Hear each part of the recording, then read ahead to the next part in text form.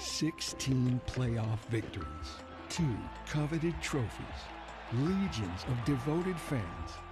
And for 18 years, the Baltimore Ravens have chosen MedStar Health for their medical care.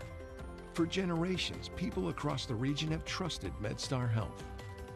We're proud to provide the same quality care to the Ravens and their fans, because there's power in trust. MedStar Health, it's how we treat people. The $6 meal deal is here. It starts with Dunkin's legendary coffee, a toasty, melty bacon, egg, and cheese sandwich, and a crispy, crumbly order of hash browns. It's kind of the biggest deal in breakfast. The $6 meal deal, available now. Tap into the sports market with Corrigan Sports Enterprises. CSE has put on hundreds of events throughout its history, and we possess the tools to give your company exposure in the sports industry. CSE has decades of experience helping great companies like Care First, Pandora, New Balance, and Toyota to put their best foot forward in the marketing space, as well as provide spectacular event management. Bring your dreams from conception to fruition at CorriganSports.com. Baltimore is the most underrated environment in the entire NFL. There's nothing like him on the planet. We were on the mountaintop this year many times, and we were down in the valley. We all should be excited about where we're going and what we're building here. Derrick Henry, the king is on his way. Let's go. We are thrilled to announce that we've extended Justin Madubuike. One, two, three.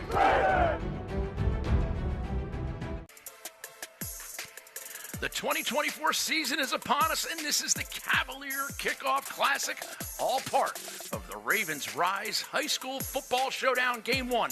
Archbishop Curley taking on St. Mary's Ryken, and there is talent on both sides of the field. Curley with athletes, and they love to spread it out. And St. Mary's Ryken, they like the size. They like to run the football. Thanks for joining us inside Spalding. I'm Booker Corrigan alongside Brent Harris. Brent, what do you love about this two teams in this matchup?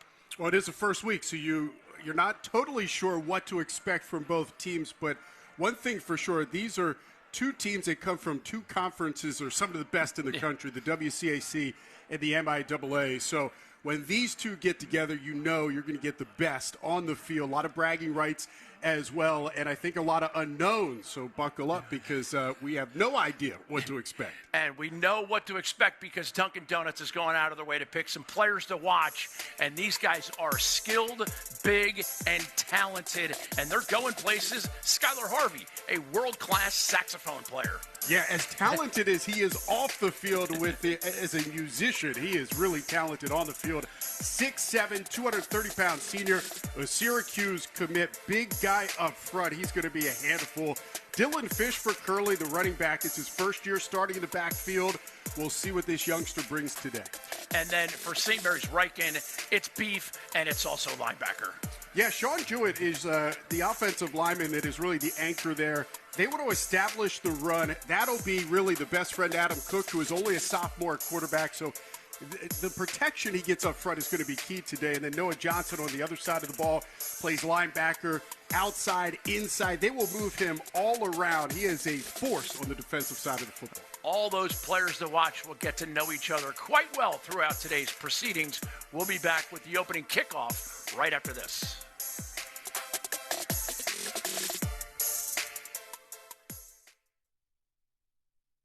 The 2024 Baltimore Ravens Coach of the Week, presented by the Baltimore Sun.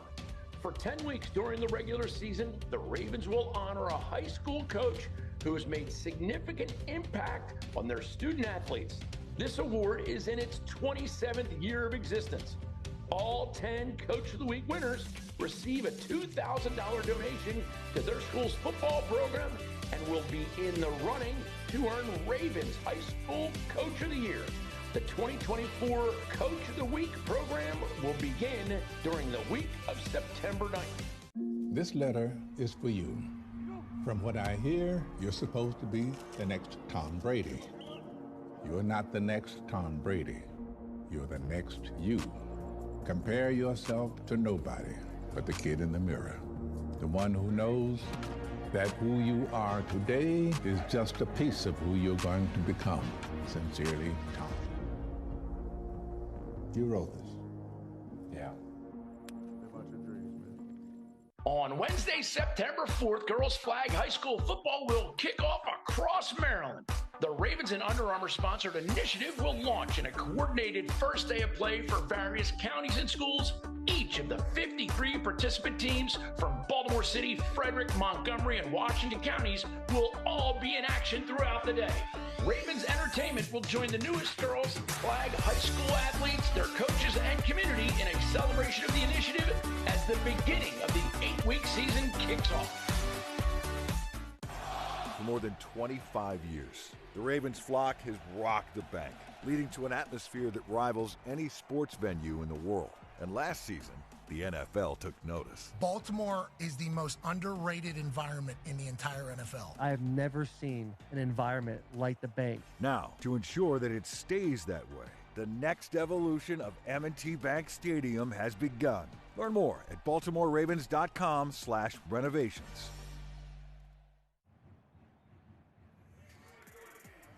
Yep. 16 playoff. The Ravens Rise High School Football Showdown really does capture high school athletics and then escalates it as we see St. Mary's Ryken coming out of the tunnel, the fireworks going off. There's Ravens cheerleaders that greet them. Here comes Archbishop Curley. It's an intense level of high school, and high school football's already intense enough as we get ready for the coin toss. A couple of the great Ravens receivers there, Tylan Wallace, Deontay Hardy, and the kickoff is in the air deep, and St. Mary's Ryken will return, and they're off and running. It's number 3, Noah Johnson. Back over midfield. Not a bad start, Brent. You know, we highlighted Noah Johnson in the open, linebacker, but great athleticism that we saw there with a shorter kick, and he fielded it and picks up about 30 on the return out near midfield. Great start for the Knights. And our conversation with Coach Bobby Jones, he said they do like to do some fun stuff on kickoffs, and they certainly did, starting a bunch formation there, changing the lanes a little bit. St. Mary's Ryken gets their ball in play. And their QB, DJ Trowell, will be calling the snaps, just a sophomore. Gain of about 7 there. And Ryken off to a fairly decent start here. Head coach Gary Wynn is the guy that calls plays on offense, and it's a spread offense, but you're going to see a lot of different formation and a lot of motion. They'll throw short passes, but they also want to run out of this spread offense as well. But you can see already getting guys across the field and really spreading out the defense. And there's the handoff inside. First down for the Knights. Good blocking, clean play, and they are off and going once again. Number 5, Malachi Milburn, the running back, only a sophomore, but he is strong. Yeah. Squats 405. This guy can get his way through any sort of hole up front. He is a beast. And we get movement in the interior line there. And it's looking like Coach Bobby Jones for Curley wants to get his team to kind of reset a little bit, put their foot in the ground and make a statement right here. They need to get a stop. It's 1st and 5 now for the Knights. Knights in white, Curley, Friars in gray. Another handoff, and that is stacked up at the line, but he drives forward. You can see the skill right there of Malachi Milburn. And you can see the strength as well. Yeah. And here we have a player down for Curley. He's tried to get up and couldn't. That's an unfortunate turn of events for that young man. We're going to step away just quickly. Great start for the Knights. See if the Friars can dig in defensively. You know, this might be the last time I'm going to play football. You know, I started playing football in high school, you know, and that's where I got my dog in it. So for y'all, like, take this for, like, what it is, man. Go out there and really try to be a dog out there and beat them boys over there. You know, they don't got y'all. They don't got what y'all got. And if you take it like that, you're going to be thrashing, you know. You know, do everything you can to make this, you know, meaningful. Look at that dub, right? You hear me?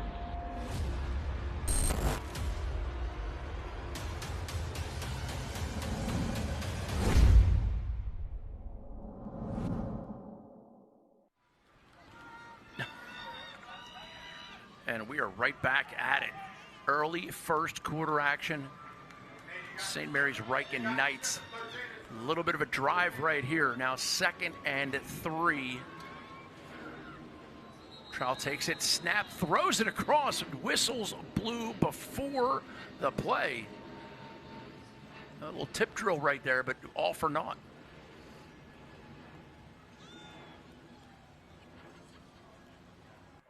And we will redo the whole thing. Looks like they're not going to cost a down or a yard.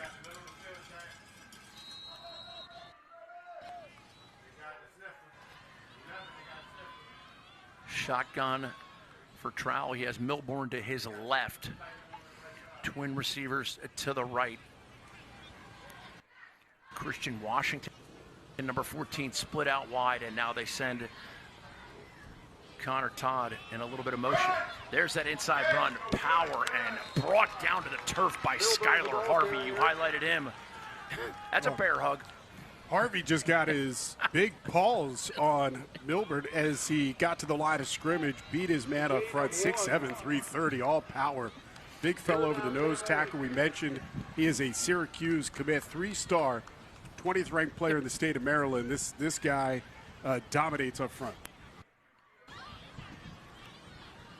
3rd and a half of a yard. 2 coveted trophies. Motion man inside, handoff goes, and they will get the first down with power. Just a good, clean block play, good, clean running play, and the Knights continue to move the chains. Notice on that last play, too, Harvey came off the field, and they felt like they had an advantage there in the middle with Milburn. He's been able to pick up some yards on a couple of the carries here early and on some inside routes. Empty backfield as Cooper Pollard's contributing to this offense. He's split to the left. Quick pass, ball in the air, it's intercepted. Archbishop Curley makes a play when they need to defensively. That is a big-time moment for the Friars. Bobbled the ball, and it will cost them. Cody Rice there, right place, right time. Ball goes through the hands of the receiver. Rice is there to pick it off, man. A huge, huge defensive play for the Friars and their defensive coordinator, Manuel Halls and William Emerson. That was just what they needed. And I'll tell you, Brent, you've done so much football in your life. The quarterback gets credit for an interception there. That's not an interception. Yeah, he put it right on the hands. Towell threw it perfectly to his receiver, just couldn't hang on. Yet he has his first interception of the year. Inside handoff, stacked up a little bit right at the line of scrimmage, and now it's a little scrum trying to move forward, and they gained Zilch. They'll bring up 2nd and 10 for the Curley Friars. That's interesting for both Curley and Ryken. They both have young quarterbacks, both sophomores. Adam Cook for Archbishop Curley, 6 foot 160. Head coach Bobby Jones told us he's sort of a point guard, decision maker, just get the ball into the hands of the right people at the right time. He compared him to Steve Nash. And Steve Nash never got hit like that. And a flag comes down late. That might be to the benefit of Curley, but that was a rough play for Adam Cook.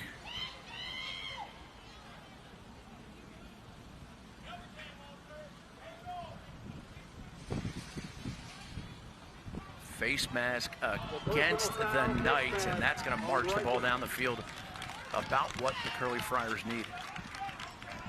Jaden Pearson-Carter came in right on the end of the play and saw the helmet of Adam Cook come off, and officials felt like there was a little bit of face mask.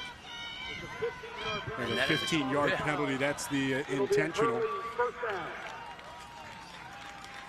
Pushes it all the way up to their own 40. And it looks like Cook, the sophomore quarterback, is going to stay shotgun.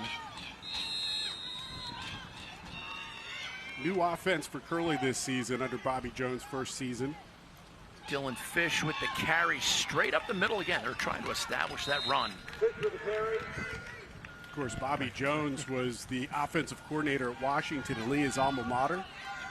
Transitioning now to the high school game. Has always been a college coach, so it's first year coaching at the high school level. As a family move, brought him back here to Maryland. He is excited about this program at Archbishop Curley. And speaking of family, he was an usher in my cousin Will Corrigan's wedding.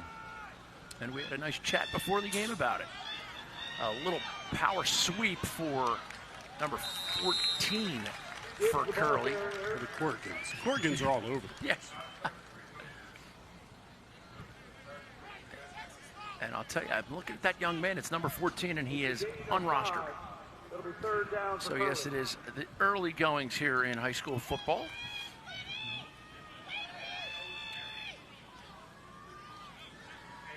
Nice run. And it's now 3rd and 4. Handoff up the middle and just plugged up. Great defensive line work. St. Mary's Ryken not giving an inch, and that's going to bring up 4th down from midfield and send the punt team out. Yeah, power front there for Ryken. And they will change their defense a lot. They can go from a 3-4 to a 2-5, but in that case, they had it stacked up front on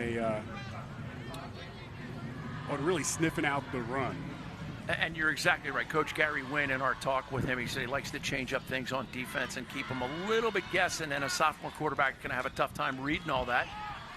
Snap skips once, and it's a line drive of a punt, but it's going to get a huge Archbishop Curley roll all the way down to the 25-yard line. 6:19 to go, first quarter.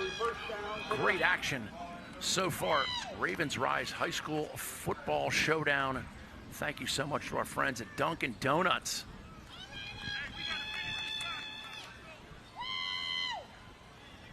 Of course, great pre-game here. The Ravens Rise, they do such an awesome job. The mascot Poe is here, the cheerleaders, your players coming out of the Ravens tunnel with the smoke and the pyrotechnics. It is an awesome atmosphere. And this, of course, is on a neutral field. We're at Spalding, which is our second game, but still a great crowd. Great tackle in the open field after a gain of about 8 for St. Mary's Ryken's number 5, Malachi Milborn. And they go sugar huddle, looking to go fast. And they have some skill guys split wide to the right. Handoff inside, and that is stuffed. Yeah, Stuart Caton was in the backfield before the handoff even took place. Great read and great react there. And that's a sizable loss. Sizable loss of yards there, so now it's 3rd and 5. Ryken splits number 4, Juju Bradley, all the way wide right. Pass up the left side by DJ Trout. Completed. And the sophomore gets them moving the chains. That time to number 14, Christian Washington. Nice route by Washington, the junior wide receiver. He was one that was really challenged by the coaches in the offseason. They felt like he was underperforming and ended up having a great camp coming into this year, and there's a lot of confidence in this young man. He has worked hard this offseason to be in this position. Dropping back to pass. They got a holding in here. Far side, right sideline. This could go all the way, and it does. What a great pass and catch. Juju Bradley with the touchdown. There is a flag, and the referee has already signaled holding on the offense. So Juju Bradley, all for naught. There's Juju, going to take it all the way back. Unfortunate turn of events for him, but a great pattern, great pass and catch.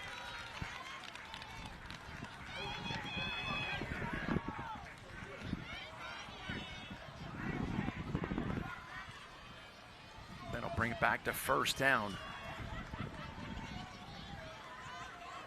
A good throw for DJ Trow there, obviously coming back, but this is a young man that was thrown into it last year. 7-1 as a starter. They plugged him in mid-season.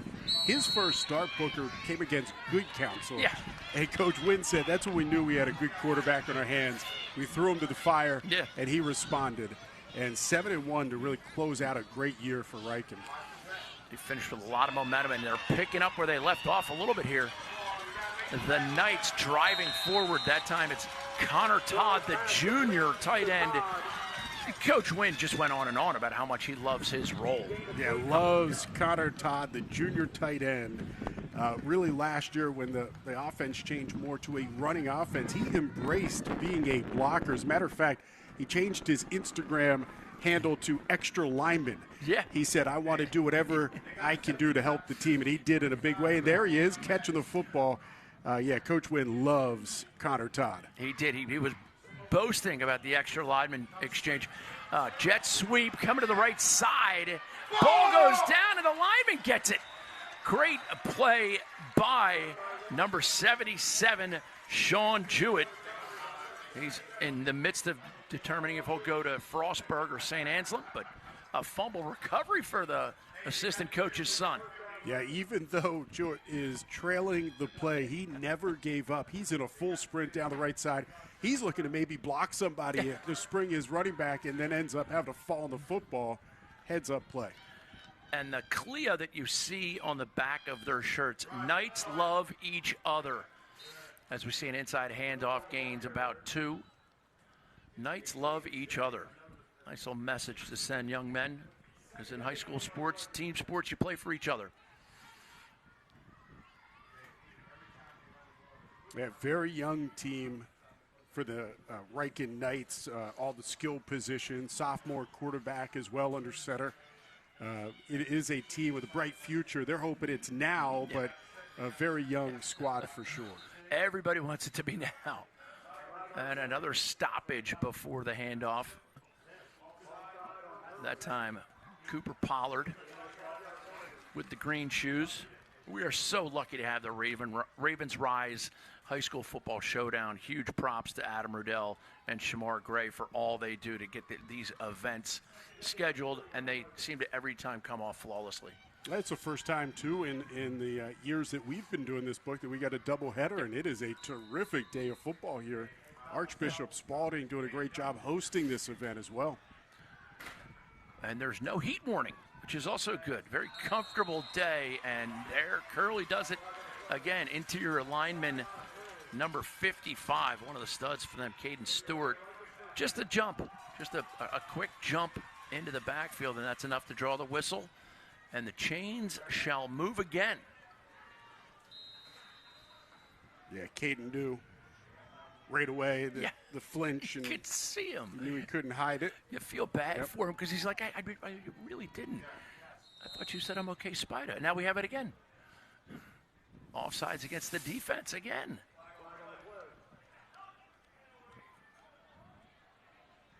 At some point, they're going to let the refs know that we're not here to see them, but they got to call what they see.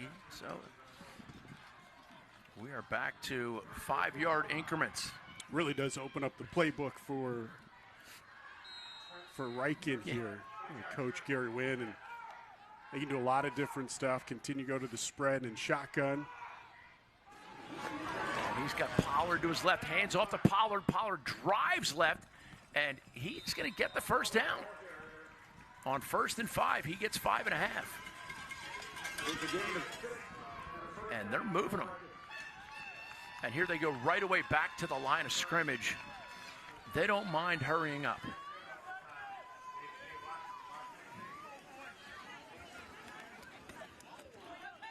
Another handoff. Cooper Pollard cuts it, and he could go. Oh, what a great open field tackle.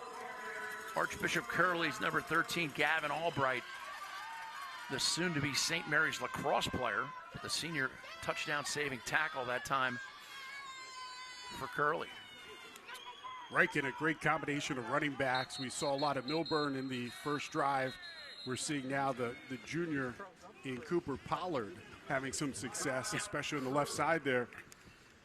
running behind some of the big guys on that left side of the offensive line for the Knights. Coach Bobby Jones of Curley, timeout, wants to make sure his defense is set and they know what's at stake right here. We'll step away momentarily. Great one here at Archbishop Spalding. Ravens Rise High School Football Showdown. You know, this might be the last time I'm going to play football. You know, I started playing football in high school, you know, and that's where I got my dog in it. So for y'all, like, take this for, like, what it is, man. Go out there and really try to be a dog out there and beat them boys over there, you know. They don't got y'all. They don't got what y'all got, for. And if you take it like that, you're going to thrash them, you know. You know, do everything you can to make this, you know, meaningful. Go get that dub, you hear me?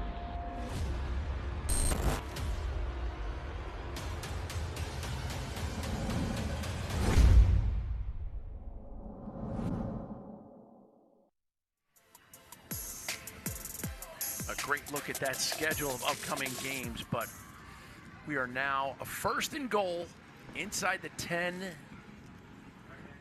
St. Mary's Ryken, the Knights, winning the time of possession battle by a considerable margin and looking to finally put a dent on that scoreboard.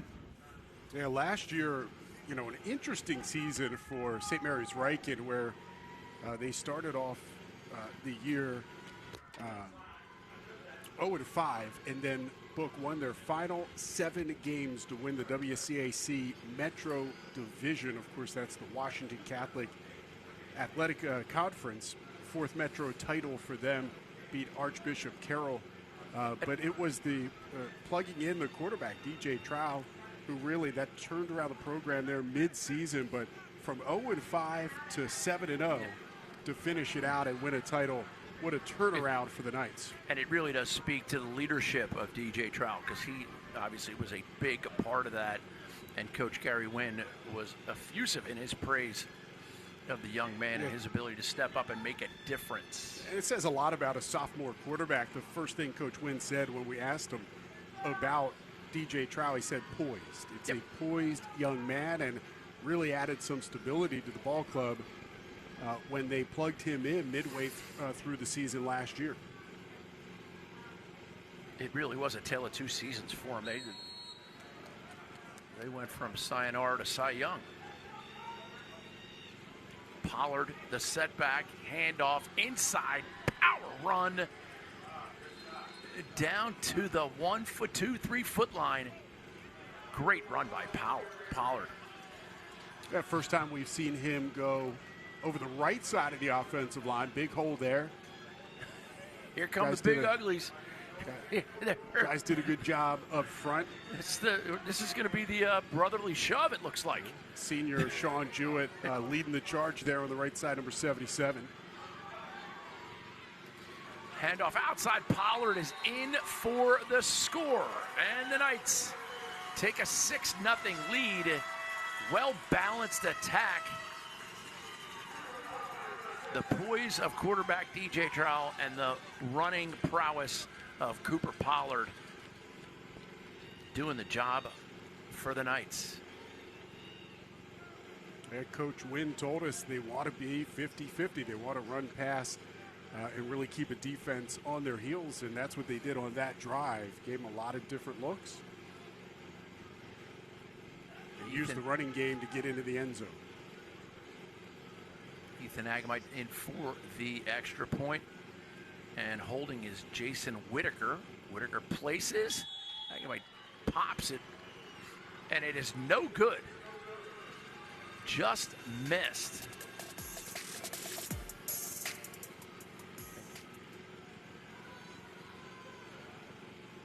And that'll stay at 6-0. And Curley with 1:10 left in the quarter. You know, Brent, we've been around high school football for so long. You're losing the time of possession battle like this. This is kind of an important drive for them right now. Yeah, it starts to wear on your defense a little bit too, and obviously the Curley offense has been over there getting ready, and they're fresh, and they would love to be able to put together a long drive here to give their defense a little bit of a rest. A little rest and establish themselves and say, like, hey, we got this. So far, their most yards gains will Gaines was on a 15-yard face mask penalty. Friars favored to win the MIAAB conference this season, 6-5 last year, but the team that I think Bobby Jones in his first year has high expectations for this season. Agamite with for the kickoff. And he puts it to the deep setback. And here's an opportunity for a little return. He goes sideways and gets thrown to the turf. Colin Roche. I'll tell you what, games like this, sometimes special teams are going to be a big factor. That's a big-time special teams play. And a lot of times people forget that, it's offense, defense, and special teams. It's 3 parts of the game. And if you don't believe me, ask John Harbaugh. He preaches it and he puts it into practice. And, these guys are learning the importance of it every time they take the field. Special teams guru. Of course, he was special teams coordinator with the Philadelphia Eagles before he got the head job way back. Oh, yeah. One of the great leaders. And Curley, nice power run inside for a gain of about 9, almost 10. They might have a 2nd and short, which could bring up some creativity. That was Dylan Fish with the run, the power run.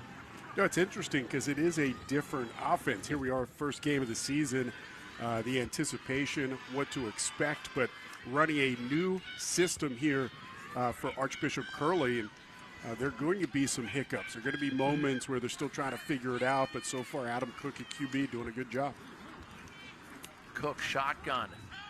Hands it off inside, and that will be enough for the first down. And Curley will move the chains as it looks like the first quarter is going to run out before they're able to snap it again. Last 10 seconds rolling.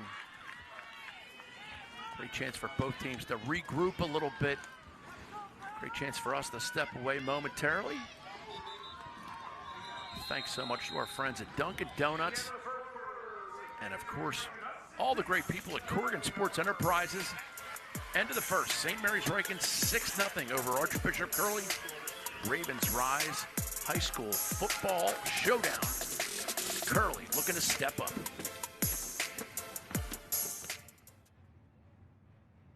Tap into the sports market with Corrigan Sports Enterprises.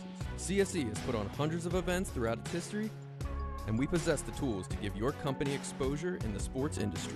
CSE has decades of experience helping great companies like Care First, Pandora, New Balance, and Toyota to put their best foot forward in the marketing space, as well as provide spectacular event management. Bring your dreams from conception to fruition at CorriganSports.com. This fall, purple rises when the Baltimore Ravens debut their Purple Rising alternate helmet in 2024. The first ever Ravens alternate helmet features a metallic Purple Rising painted shell, making the model just the 3rd helmet version to be worn by the Ravens since the franchise's 1996 inception, and the first non-black helmet. Don't miss the debut of the new purple alternate helmets on Thursday, November 7th, as the team takes on the Cincinnati Bengals in a division clash on Thursday Night Football. Tickets are available at BaltimoreRavens.com/tickets. You see that ad for the Purple Rising helmet. I'm excited.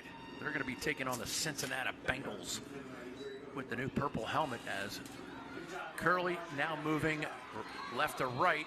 Gets stacked up after a gain of about 3 as we get the second quarter started. Yeah, right into the football there.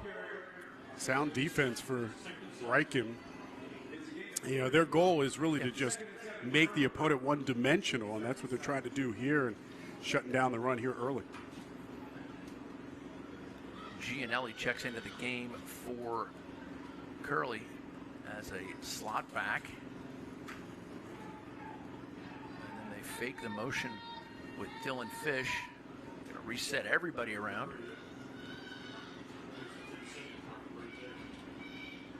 And there's the handoff. And Fish looks to gobble up some yards. Just gets a couple. Yeah, a little misdirection. Did not fold the front there for Ryken, but I like the sort of change in philosophy there offensively. And that was Colin Roche with the carry. As we get a good look at number 10, Parker Gianelli, here on this side. Now he switches to the left side. And Cook alone in the backfield. They love the shotgun.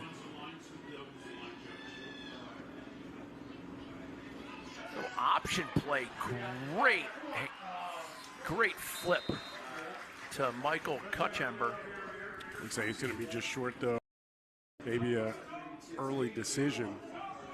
Midfield. About a yard and a half. He sent the punt team. They had about 3 yards the last time, and he went punt. He's not going punt this time. It doesn't appear.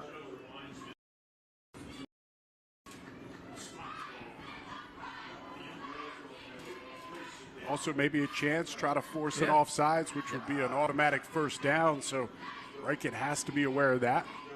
And they stay motionless. There's the pound up the inside. Second effort. Does he get it? They're coming in short of the mark. Zachary some of the Curley receivers are trying to point like he got it, but hey, I tell you what, I don't know that they even need to measure that. That's good defense by St. Mary's Ryken Knights defense. Hugh looked like he was shot out of a cannon coming across the line of scrimmage. That is a heads-up play. He read it perfectly. And now Curley's defense right back out on the field, and now they got to find a way to pull a stop. They did get to the between quarters break. And Ryken's going to go with the spread. 3 receivers left, 2 to the right. DJ back to pass, and he's going to tuck it and run. He's got some room. Gets the full 10 yards, goes down inbounds. Yeah, see Trowell really showing to be a dual threat quarterback. He wanted to go deep down the right side. Great coverage by the Curley secondary, and really had nowhere else to go, but a smart play by the youngster, just a sophomore, to tuck and take there and pick up a big chunk. And Coach Wynn did say he's a dual threat quarterback, and he certainly proved it there. Motion to the right, more whistles. This is their first game. We're going to expect some whistles. And that's going to be against the Knights. They'll lose 5 on that. Still just 6-0, but the time of possession is beginning to really rear its head against this Curley defense. Yeah, Coach Jones for Curley had told us earlier in the week they've had a few injuries on defense, and that has been a factor leading up to this ball game. DJ back to pass, and it's picked off. Archbishop Curley with a tremendous interception, and he is going to go all the way. He left the jag, and he took the rolls. Great interception and touchdown for Archbishop Curley. There is a flag at the 45-yard line. Did not see that. Balin Boots with the pick. And it is going to stand. I saw Coach Jones kind of saying, let's get that extra point team out there, boys. It's on them. So the flag goes against Ryken. What a huge play by Boots. The rush end who really read the eyes of the quarterback in the flat. Here's the replay, and he really perfectly read, and he is off to the races. I mean, it was nothing but green. Straight ahead of the end zone. Only shot at it was Trowell. Could not catch him. And sometimes that's the hardest one to catch, Book, when you know you have all that empty space in front of you. If you can hold on to it, you are gone. And we've all been there. We've all been there. You do everything right, don't catch the ball, but he took it home, took it for 6, kicks up. Kick is good, and just like that, Archbishop Curley takes the 7-6 lead.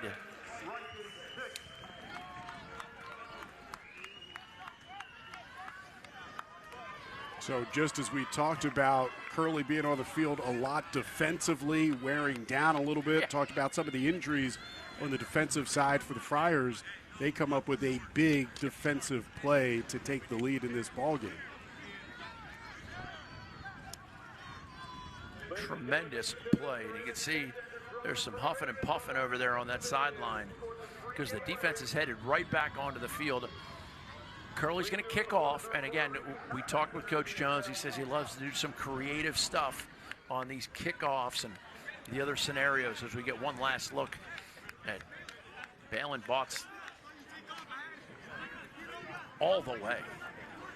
That's such a great feeling for him on a big game like this to start the season. Guarantee you he's one of those players trying to catch his breath because he's going to be right back out on the field.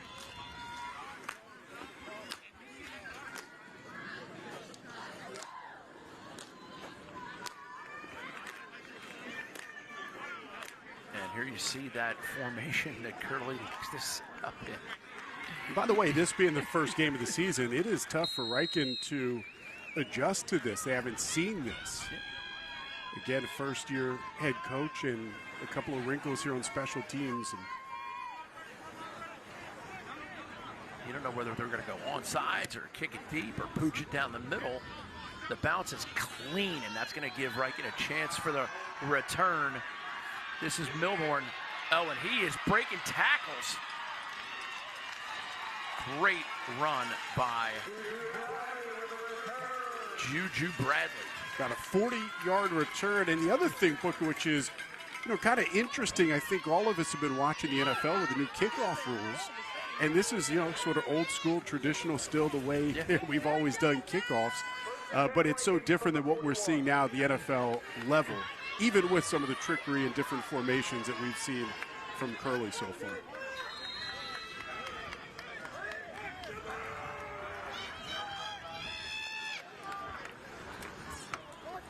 Twin receivers, outside right handoff, up the inside.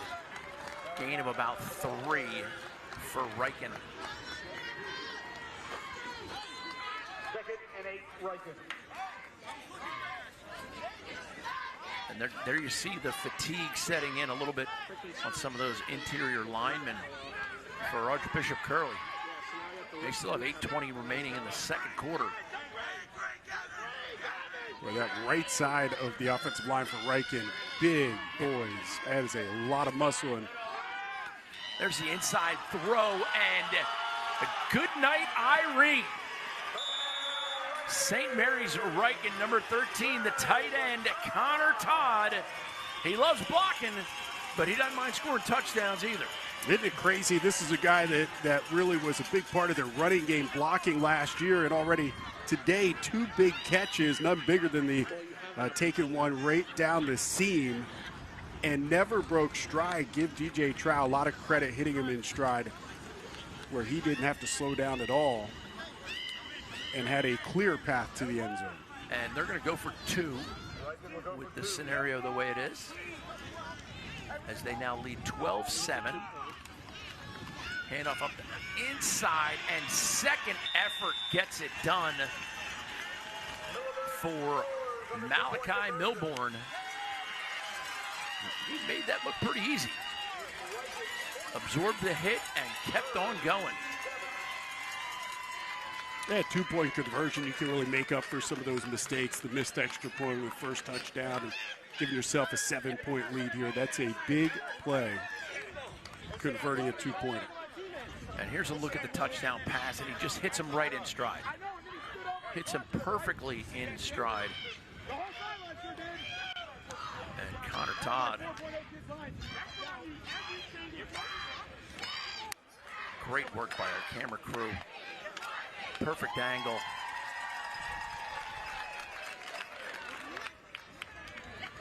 And we are now 14-7. St. Mary's Ryken in the league. Game being played in a neutral site, Archbishop Spalding, all part of the Ravens Rise High School Football Showdown. This is a Cavalier Kickoff Classic. And Spalding will be going up against DeMatha in Game 2 at 7. And we'll have 2 more Ravens coming by. Today we get Deontay Hardy, the Curley alum, on the Curley sideline. Tylen Wallace over on the Ryken sideline. And as we know, with the Ravens players that take part in this great, really, tradition it's become now with the Ravens Rise High School games, they take a lot of pride. There's a little competition between Wallace and Hardy here today. Yes, there is. Super high kick, and he fair catches it. That's a smart play for a high school youngster. That was number 3, Noah Johnson. He's a senior. You get that. It's one of those plays where fair catch it. He had some time. He could have maybe run, but not worth the risk. It's a little bit like you're not sure. Your head is up in the air, not sure exactly if somebody's coming down. There is a flag at the 22, right where he caught it. He might get flagged for trying to advance. Oh, he picked it up. They picked up the flag. Okay. No flag on the play. No flag. But decent yardage at the 22, and it's one of those situations. If you're not sure, take the fair catch. The fair catch. Not everybody's aware of that rule that you can fair catch kickoff. We were saying before with the new NFL rules, there's a lot about the kickoff. There you see the Curley alum, Deontay Hardy, former All-Pro. Ravens picked him up in this offseason. Really adds to their special teams. I keep saying we need headshots because I have no idea what Curley offense ready to go. Good looking quarterback, Adam Cook. Poised, confident. He's got his work cut out for him right now.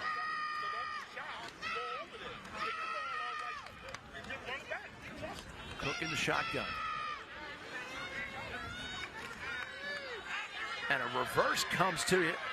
And he's got one man to beat. Oh, and a little shoestring tackle.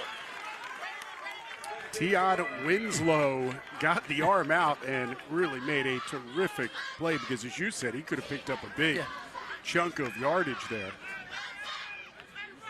And it ends up a gain of about 6 inches. Winslow, one of the 2 players that Ryken has going to play for the Naval Academy next year. Terrific quarterback, senior for this ball club, one of the big leaders on defense as well.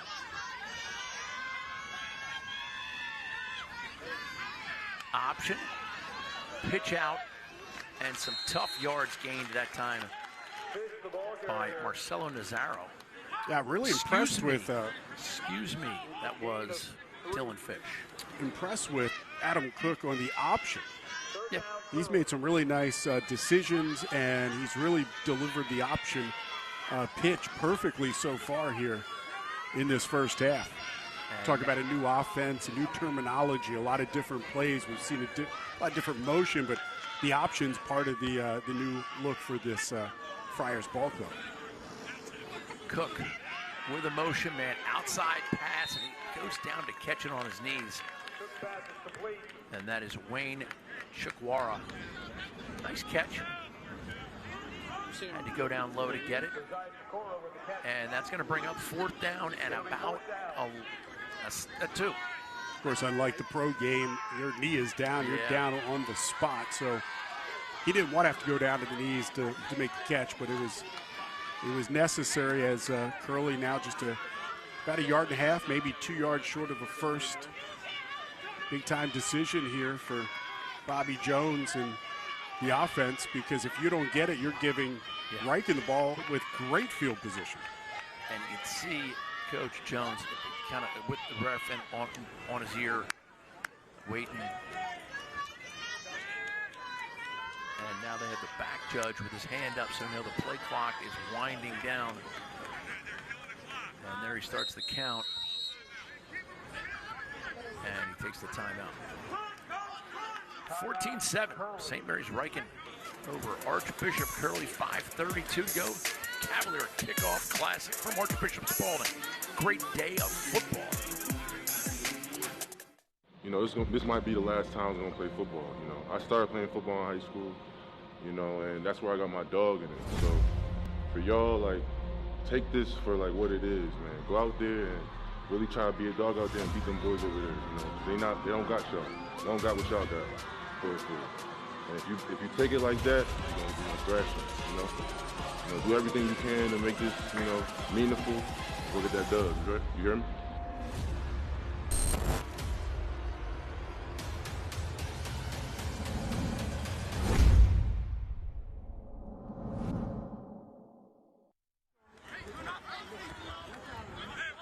Still 4th down and a yard and a half, 2 yards, Brent.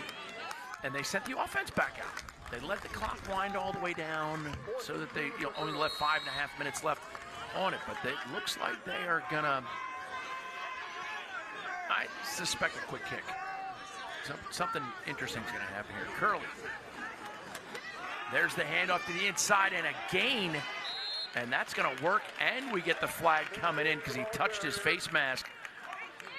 Now, Brent, I would love to tell you who number 14 for Archbishop Curley is because he just made a great play, but he is not rostered. He's not on the roster. We're going to call him Brent Harris for the rest of the day. We go from 13 to 18, and so we'll have to do a little digging here at halftime.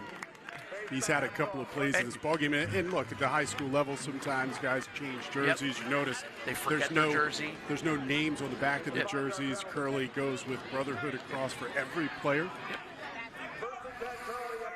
Sharp uniforms, by the way, for Archbishop Curley with the gray and the red outline on the numbers. Love the brotherhood across the back as well. 1st and 10 for the Friars. Cook shotgun inside handoff, and that's just going to be a power run for Dylan Fish. And he's going to surge for about 4. Toughness. Gain of 4 for Curley. Takes the ball carrier. You see all those athletes for both squads. They just need to get them into a good place with some open room. Yeah, Dylan Fish, senior running back, first year starting, and he doesn't have big-time size, but what he does do is hit the hole quickly. He makes decisions running the football, picking up positive yardage.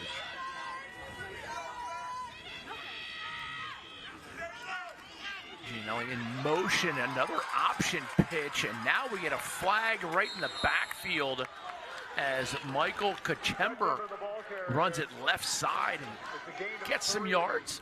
That was a big hit by Cooper Pollard.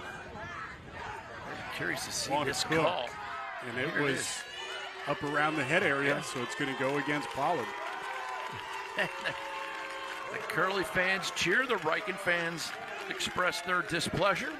Yeah, we talked about Adam Cook making great decisions and pitching the football. He had a guy right on top of him as we see the replay as he let that go and still was able to connect on the pitch, man. A really good play by Adam Cook and drawing a pretty big hit as well.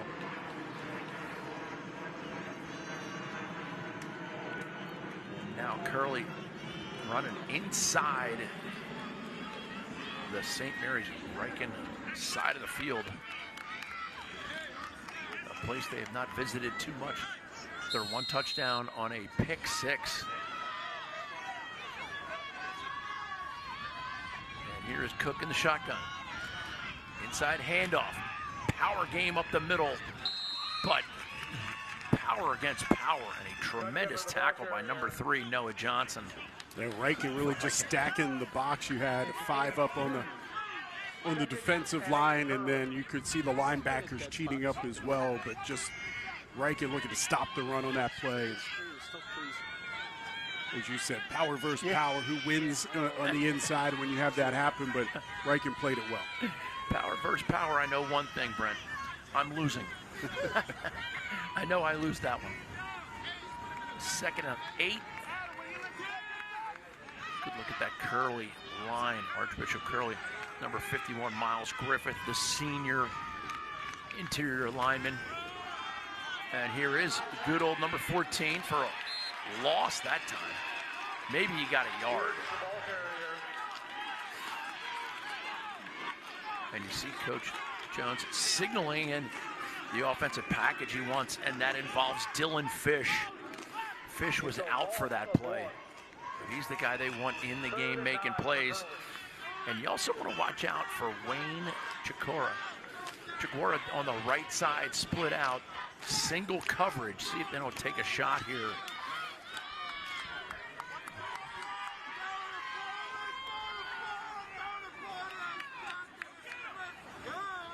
Cook in the shotgun.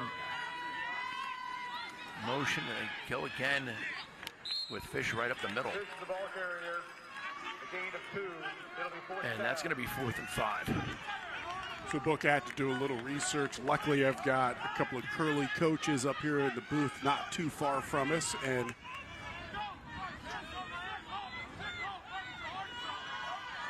you're going to tell me who number 14 is. I am going to tell you number 14 is Tim Gibbs. Tim Gibbs. Tim Gibbs, who is a sophomore. He has he moved his number from 32 to 14 before this ball game. So we'll give credit where credit is due now.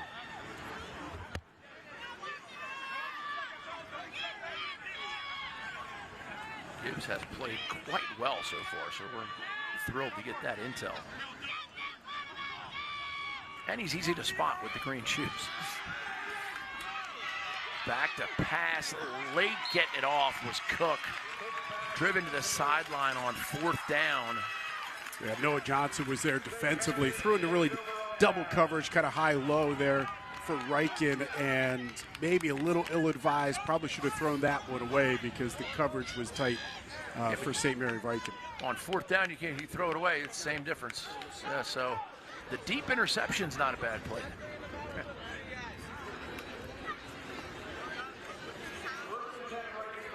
But impressed with the way Adam Cook has handled himself so far. Just a sophomore for Archbishop Curley as the Ryken offense comes out. So a minute 53 left here in this first half. We'll see how aggressive Gary Wynn and the Knights want to be on this possession. With DJ Trout, the dual threat quarterback. And he's got his... Especially with his 7-point lead. Yeah. Ooh. Little gang tackle on right there. A host of Friar defenders in on the action.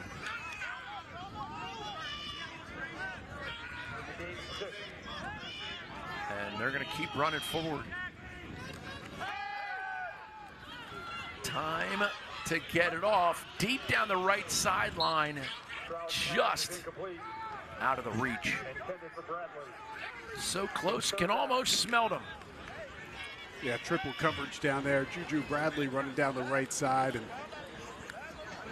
Trout thought he froze the defense just long enough, but by the time he put the ball up, and it was a lot of air on that pass, the defense was able to close in pretty well for Curley. That stops the clock with 1:25. Ryken with a 14-7 lead late first half. Here's Trout. Back to pass, steps up into the pocket so well and hits a wide open receiver down the far right sideline, and out of bounds is Juju Bradley. Yeah, it looked like Gavin Albright down that right side slips, and Juju was wide open. Great job by Trout to recognize that deep down the right side. And here's the replay. You see him step up into that pocket like a veteran and then just gets it up. As soon as he realizes he has an open man, throw him the ball. Yeah, it looked like Albright got spun around, and as he spun, kind of lost his footing a little bit. And we've seen there's a flag now on this near side, and looks like maybe this flag's going to go against the coaching staff. I'm very curious to see what's happening. Curley. He's pointing in the direction of Ryken, but the flag was thrown at the feet of Bobby Jones of Curley. And they are moving the ball that direction, so just the wrong point. Erroneous on both counts. Well, Bobby Jones, who is coaching at the high school level for the first time, has been a college coach his entire career, gets his first high school penalty on the near side. And that gives Ryken 1st and 5. And they're just on the 10-yard line. This, for Curley, this is a huge moment here with just a $1:15 left here in the second quarter and down 7.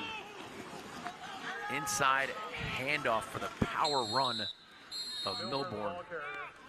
So they bring the power back in. Clock continues to run, so we're under a minute here in the half. And Ryken will take a quick timeout rather than let it run down. They had 3, so still with 2 and just under a minute. 14-7 your score. Ravens rise. High school football showdown. Cavalier Kickoff Classic. You know, this might be the last time I'm going to play football. You know, I started playing football in high school, you know, and that's where I got my dog in it. So for y'all, like, take this for, like, what it is, man. Go out there and really try to be a dog out there and beat them boys over there. You know, they don't got y'all. They don't got what y'all got. For. And if you take it like that, you're going to be thrashing, you know. You know, do everything you can to make this, you know, meaningful. Go get that dub, right? You hear me?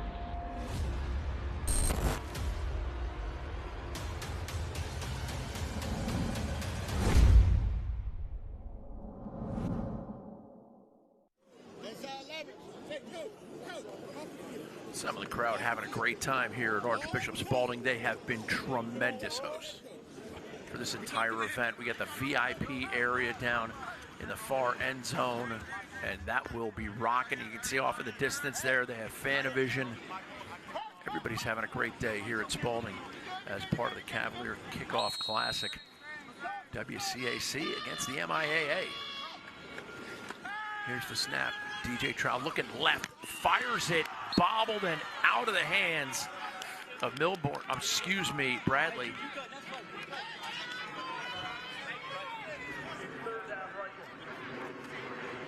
You know, this might be the last time. And being a third down, whether or not they would go for a field goal or not. But they do have 2 timeouts, which really opens up the playbook. They don't have to try to run something to the sideline. They can run it inside and stop the clock. And they have gained some yards inside there, so it'll be interesting to see how they play this. Trowell. Yep. And now they're going to take a timeout early. Yeah, that's interesting. We will step away briefly. 51 seconds in the first half. For more than 25 years, the Ravens flock has rocked the bank, leading to an atmosphere that rivals any sports venue in the world. And last season, the NFL took notice. Baltimore is the most underrated environment in the entire NFL. I have never seen an environment like the bank. Now, to ensure that it stays that way, the next evolution of M&T Bank Stadium has begun. Learn more at BaltimoreRavens.com/renovations.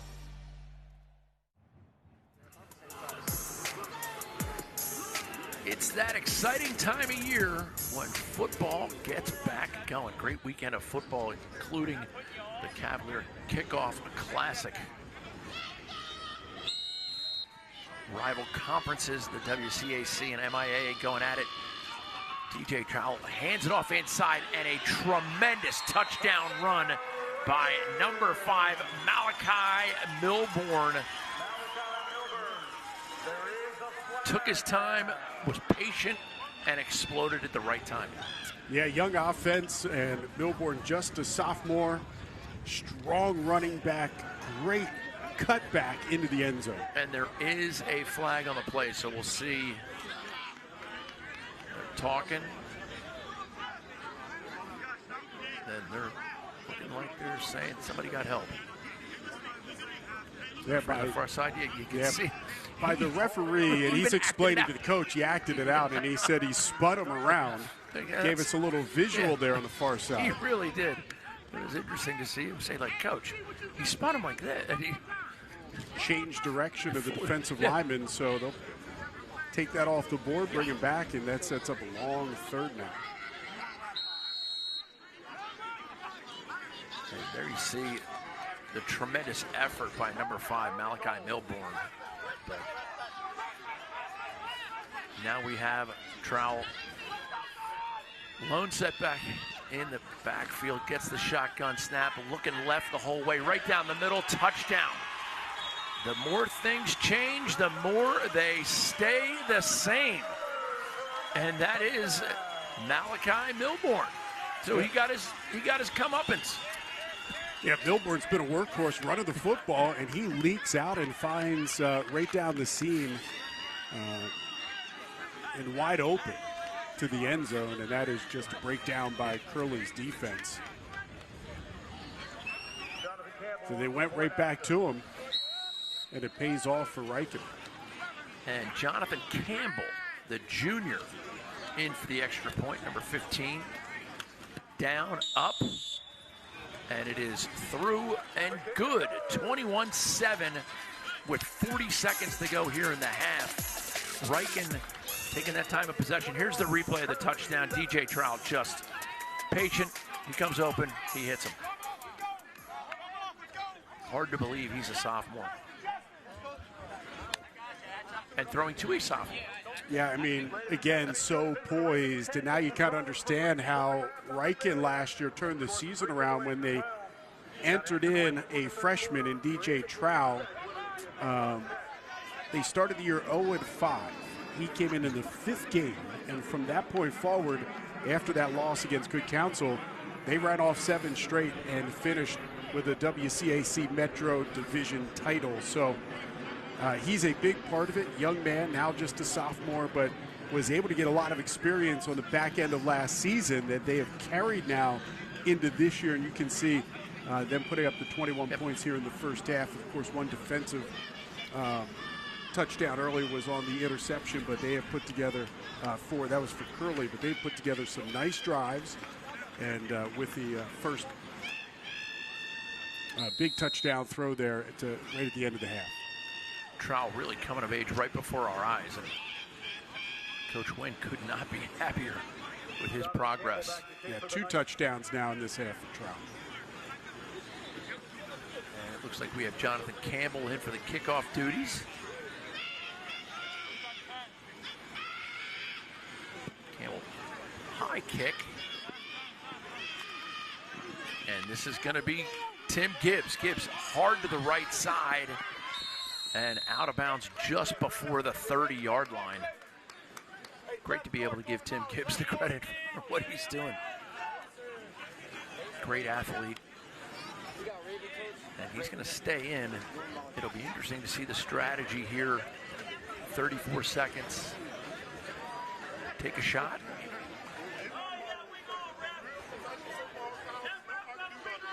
One timeout left for Curley.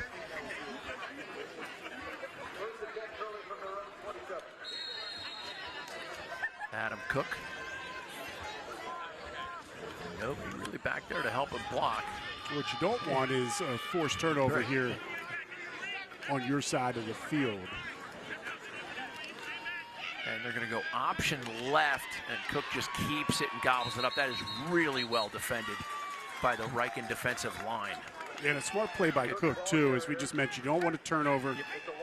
Both Cook and the running back were being defended well, so he tucks and just takes a loss of the play, but a smart play by the quarterback not to force it. And you can see Curley seems to be perfectly content to let the half run out as they now suddenly line up like they're going to snap the ball. They clearly are not, and that'll do it for the first half. Coach Jones take his huddle in to halftime, change some things up, make some adjustments. The folks are cheering. The Ryken fans have lots to cheer about. Curley's looking for something to cheer for when we come back for the second half. Great halftime segment. Don't go anywhere. On Wednesday, September 4th, girls flag high school football will kick off across Maryland. The Ravens and Under Armour sponsored initiative will launch in a coordinated first day of play for various counties and schools.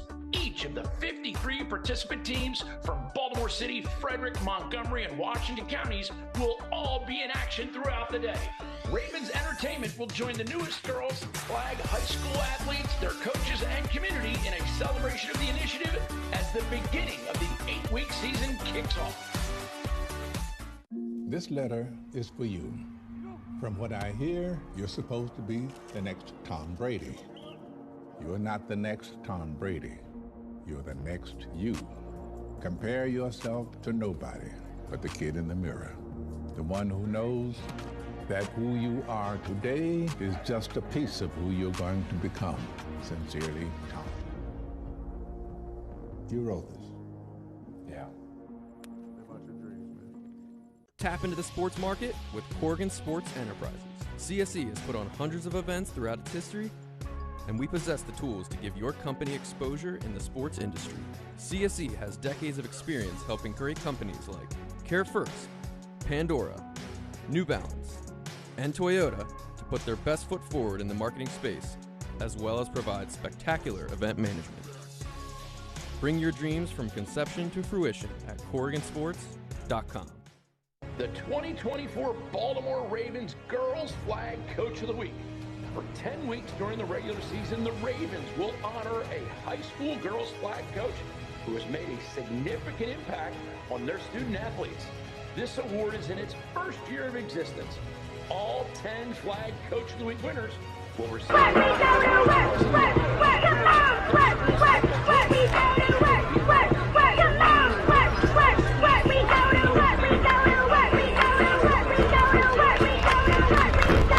will begin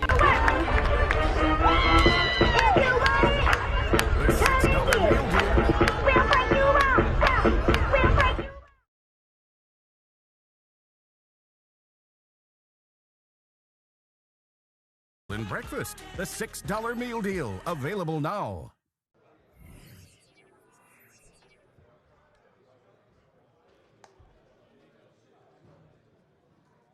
"17 years ago, just weeks before we were going downrange to Iraq, I had a medic that was assigned to my personal security detachment, to my section, if you will, that would travel with me.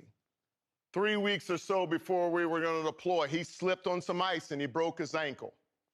Well, we asked the Army for a replacement medic, and they did not have one for us. My headquarters first sergeant identified another soldier in my battalion who's actually a chemical specialist, had nothing to do with being a medic. He sent him to a two-week emergency medical course. Because I was the senior guy in the organization, they were going to put this young man in one of my subordinate elements and take the medic for them and put in my platoon. And I said no. I said no, one, because of all the teamwork that had gone on to prepare us to deploy. I didn't want to break that up. But honestly, more importantly, I said if that young man was good enough for them and he's good enough for me, what was I going to say to them if I took their guy and gave him this new guy? So I kept him. I'd been to war 5 times. You know, you never suspect that something like this is going to happen to you. That's when I got wounded. And that young 19-year-old kid, he put the tourniquets on my legs.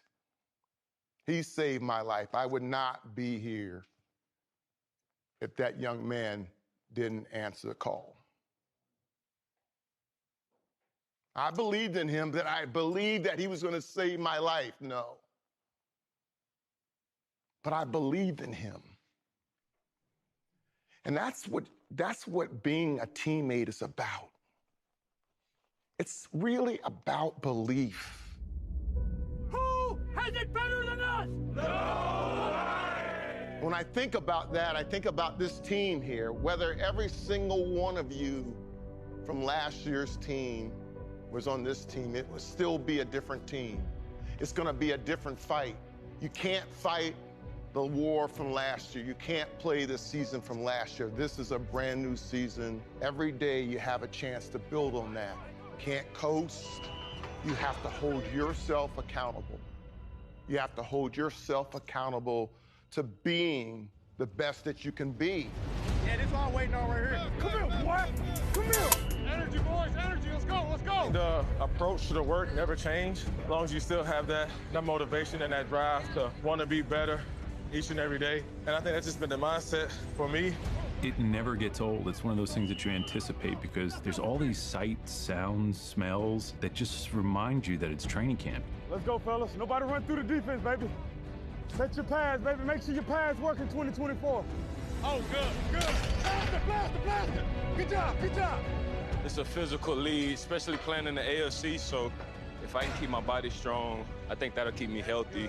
Just a reason to come in and take advantage of that. I'm like Batman. I like to work in the dark. So your opportunity is now. Just stay tuned. It's going to be exciting. Everything that you do singularly feeds into you being the best player and the best teammate that you can be on your way to being a champion, on your way to being successful. And there's no doubt in this campaign, in this season, there's going to be trying times. There's going to be challenges, injury, defeat. That's all part of life. But do you have the fortitude? Do you have the understanding?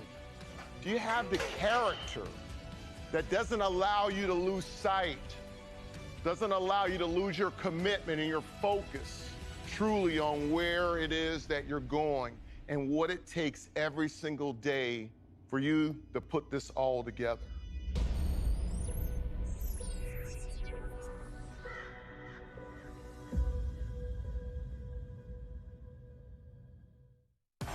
For more than 25 years, the Ravens flock has rocked the bank, leading to an atmosphere that rivals any sports venue in the world.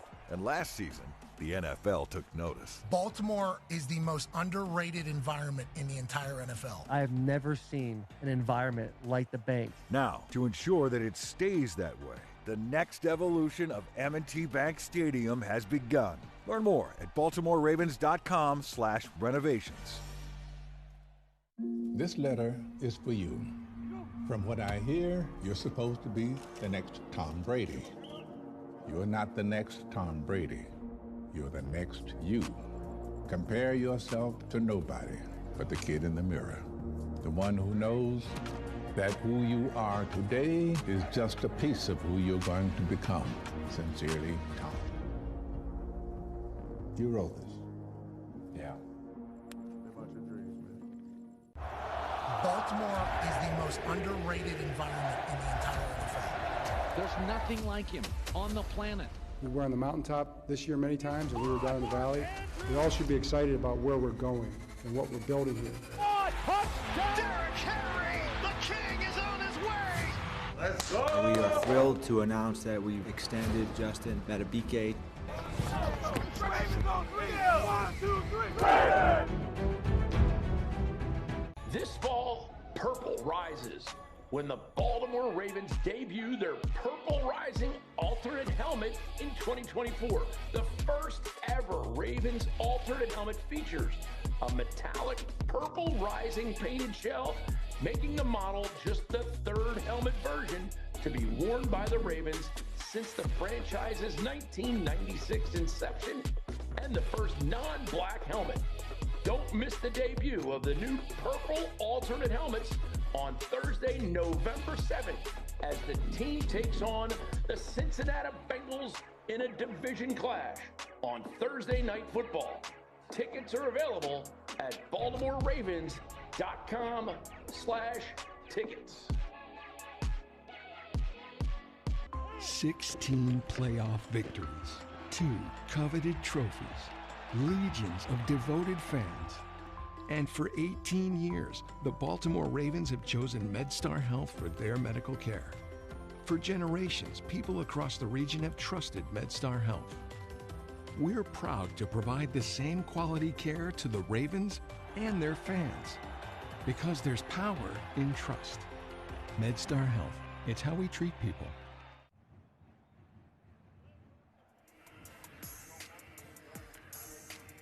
Ravens rise high school football showdown halftime here at Archbishop Spalding St. Mary's 21, Archbishop Curley 7.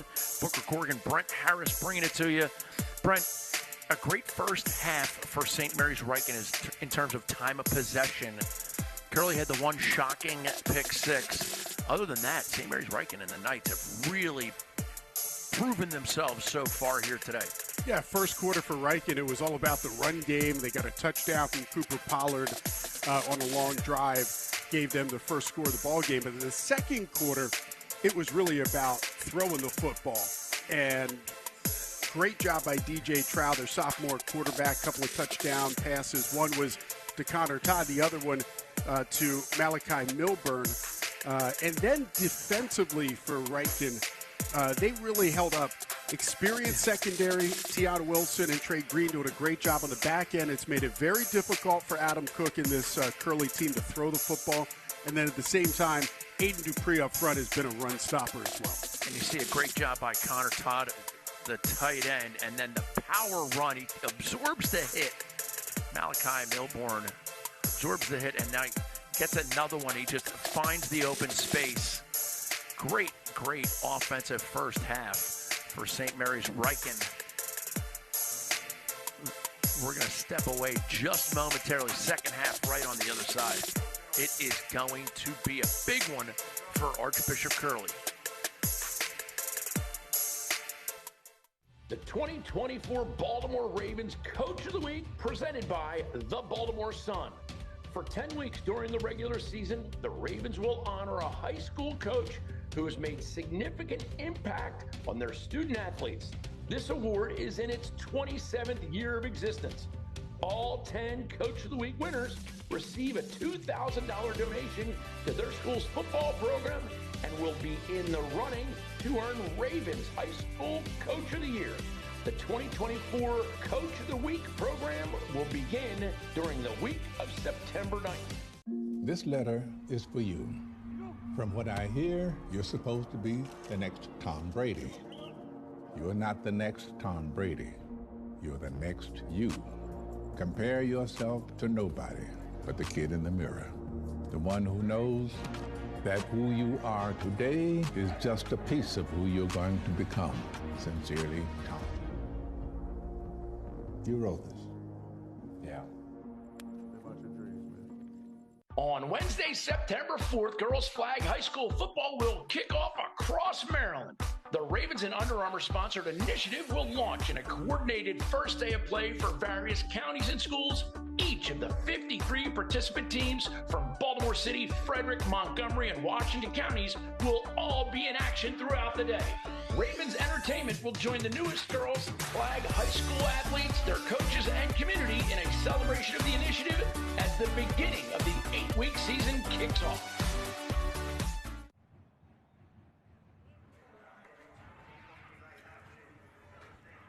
Ravens Rise High School Football Showdown. And you just saw that last commercial, Brent. It's the girls flag football. And I'll tell you what, we did 3 games last year, and they were just exciting, fast-moving, fast-paced, and way more athletic than I was anticipating.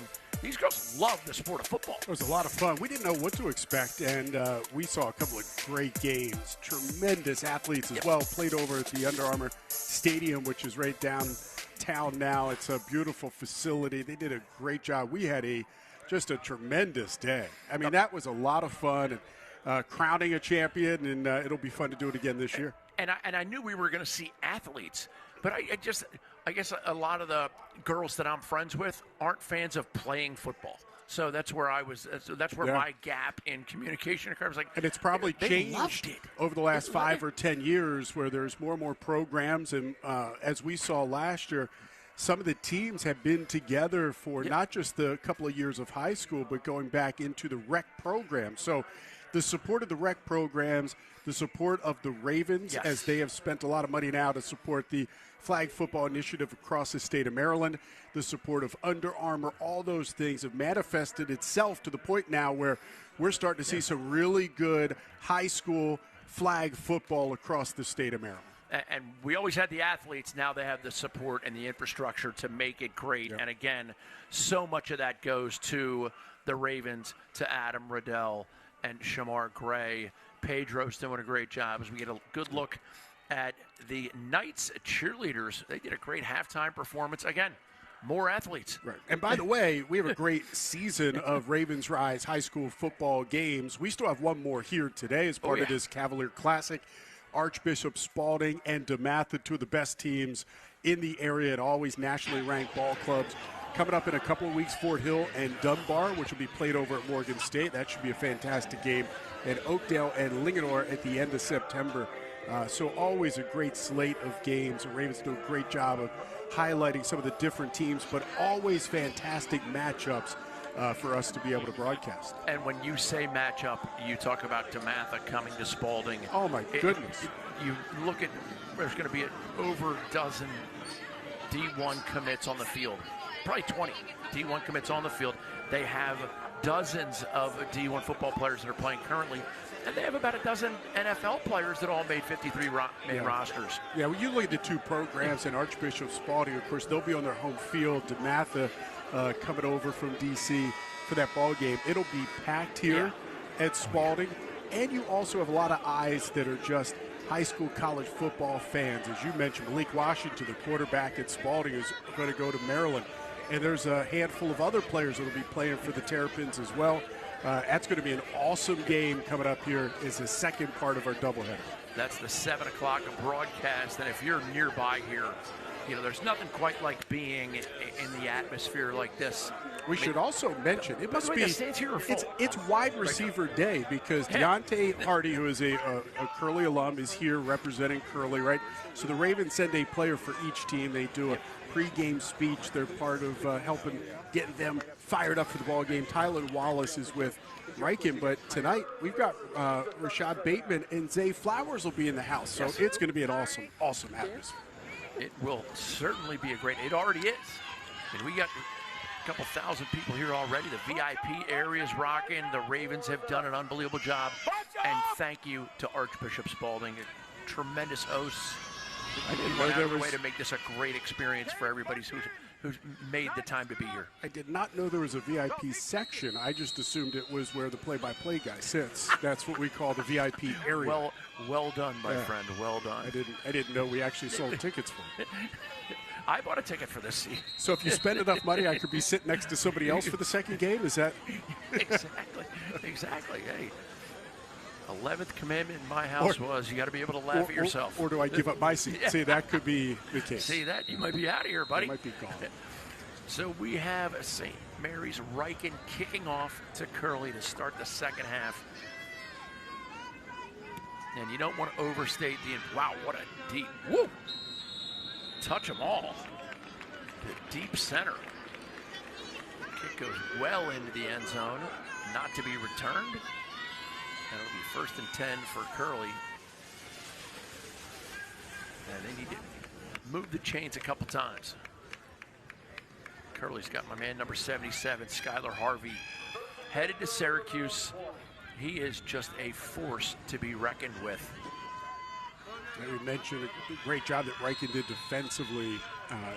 The secondary is deep and experienced, and you could see there in the first half, Curley had a lot of trouble trying to find open receivers downfield, really went to the running game and more of the option at the end of that first half, and really making that team one-dimensional. Cook in the shotgun, gives it quickly, and a punishing run by Fish. Wow. They've swarmed to that ball. Look, if you know that your secondary is on lockdown, that you can then take some chances. You can blitz, you can hit gaps, you can really put a lot more pressure up front. And I think Ryken has felt more comfortable as this game's gone on to pressure Archbishop Curley a little bit more up front. And a viewer would say, let's get Curley to start throwing the ball. They got 2 Navy commits in the defensive backfield for St. Mary's Ryken, so it's no easy task. Yeah, talking about the Navy commits, Tion Winslow and Trey Green will be teammates at the Naval Academy next year. Both 3-year starters, both kind of came in at the same time and grew together. Big part of that experience on the back end. And very touching that both of us have decided to chip in for their tuition. Oh, I thought it was a full ride. I thought the government was paying for it, right? Because they'll have service years at the end of that. Yeah. 4-year. We're chipping in for their tuition. Uh-oh, ball bobbled. Cook finds a way to gather it. Has Gibbs just overthrew him by a smidge, maybe a smidge and a half, and that'll bring up 4th down. He would have been well short of the 1st down marker, so not a big deal that it was incomplete, but a lot of pressure by that Ryken defense. Here you see the maturity of Adam Cook. He goes right to his head coach. I mean, they just went 3 and out. He goes right to his head coach, gets some little words of wisdom. He wants to learn. He wants to improve his ability to play the position. Well, I tell you what, it doesn't get much easier for Curley after this week. They've got Concordia Prep next week, the MIAAB conference champs. So, yeah, really tough schedule for Archbishop Curley here to start the season. Awkward snap, and the punt bounces backward where it's downed by Dylan Fish. And a net of about 10 to 12 on the punt. Just an awkward snap and a nice job just getting it off by Travis Petter. He is also their place kicker. Coach Bobby Jones says he's good from about 40 yards and in. So best field position for Ryken all afternoon to start this drive to 35.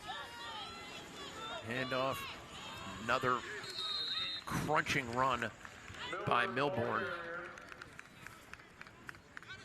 When we were having our conversation and meeting with head coach Gary Wynn for Ryken, and he mentioned that Malachi Milburn squats 405 pounds, you almost passed out. Well, he said as a freshman he could bench press me. Strong running back. And there he goes again. He's down the left sideline, and he is going to make it. Pockets full of cheese and smelling like Febreze. 6 for Ryken. Yeah, strong run, breakaway speed on the outside as well. We talked about how strong he was. How about the quickness to the outside? He can go inside and outside. Multi-threat. They talk about DJ Trowell being a multi-threat quarterback. He's a multi-threat running back, is Milburn. Campbell for the point after. And Jonathan Campbell, the junior, into the extra point. Holding Jason Whitaker. Kicks up and good. And Ryken opening up a can right now. 28-7 over Curley. We talked about a 1-2 punch. Cooper Pollard in that first quarter got a lot of carries, kind of carrying the load a little bit. He had a touchdown run. It was a short run, 1-yarders. He punched it in. Now they're going to Milburn. Milburn is more of their power back, but he showed some speed on that touchdown. Their second rushing touchdown of the day. You know what? I don't know. I photographed it. He just takes it, sees what he wants to get, and finds a way to time it up pretty well. He's a nice little runner. As Ryken sets up for the kickoff, and Archbishop Curley in the gray, down by 21 right now.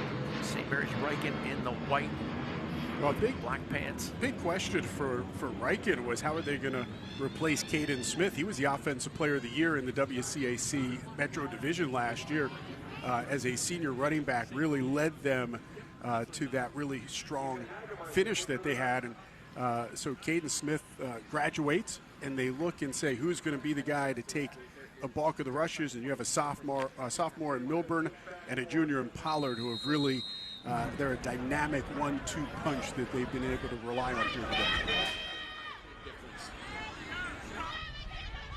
Ryken starts off with a defensive stand. They force Curley to a 3-and-out, and then they punch it right down the field. High kick. They're going to let it bounce. It backs up and accelerates. Gibbs, legs taken out. Ball goes on the ground loose. And they're going to say he was down. Big hit by Juju Bradley. And Gibbs, slow to get up. He got both legs taken out from him. Flew high in the air. By the way, Juju Bradley, who we have seen on the offensive side of the football for Ryken, but he moved as from a defensive back to wide receiver this year. So what we saw there on special teams, that hit, he's used to delivering hits because he's been on the defensive side of the football early in his high school career. And so many times in high school football, you have those athletes that you don't want to put them out on special teams because you know you need them, you know, in the offense and defense. But when they can make these plays, you got to use them and have them fill those spaces. That's a fantastic. It nearly caused a fumble, but obviously it was the ground, so Curley will retain possession. But big play by Juju Bradley and a guy that's been able to play on both sides of the football. Curley offense back on the field. Dylan Fish, the lone setback alongside Adam Cook. Fish, the senior running back. Cook, just a sophomore. And they need to throw the ball, but Ryken's secondary is just over-talented. There's the handoff inside. Fish pounds his way and keeps grinding. Proud of the way he's been running the ball today after contact. Gain of 4. Yeah, down 21 here in the third quarter. I mean, you have to be careful. You want to still run your offense. You don't want to panic and try to get, 3 touchdowns in 3 plays. You want to still be able to move the football. And again, we're talking about a Curley team that's got a brand new offense, a lot of new terminology, and really a different philosophy. So you don't want to go too far away from what you're going to do the rest of the season. Cook inside handoff again. Fish pounding his way and gets it up to where it'll be third about a half. Yeah, Fish, very mature, very disciplined runner. Just kept the legs moving. Pick up a few extra crucial yards to set up a 3rd and short. They send Colin Roche in motion there to try and get one of the linebackers to follow him. But that Ryken defense, stingy with the yards. 3rd and a foot. Looking Fish. There's like an option left. Oh, the pitch goes and it goes out of bounds. And that's going to bring up a 4th down. At this point, I think Coach Jones, he's got to just keep going for it. They did lose about 4 yards and make it a punt.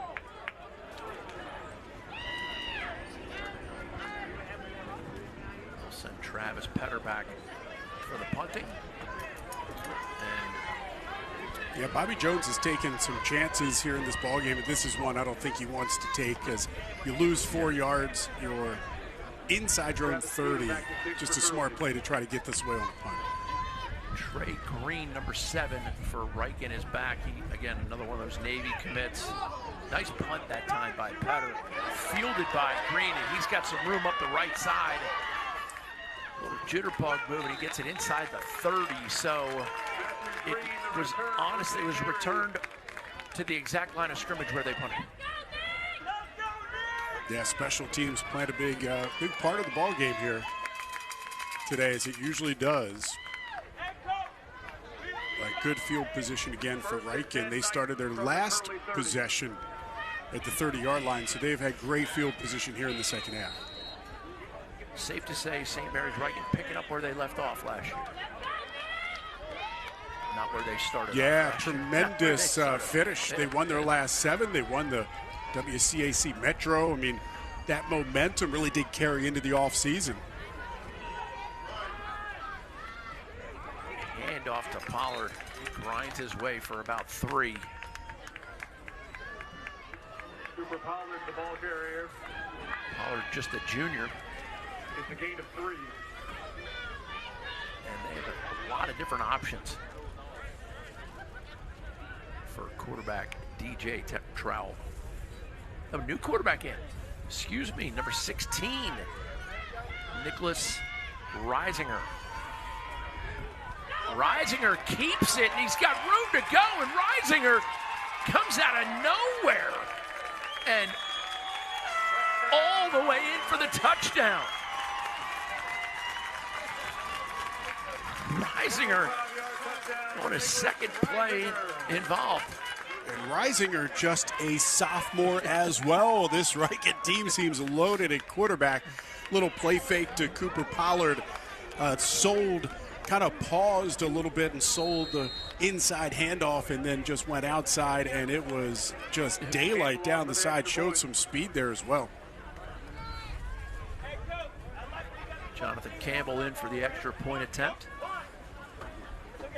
Jason Whitaker pulled to the hold. It's down, it's up, and officially splits the uprights.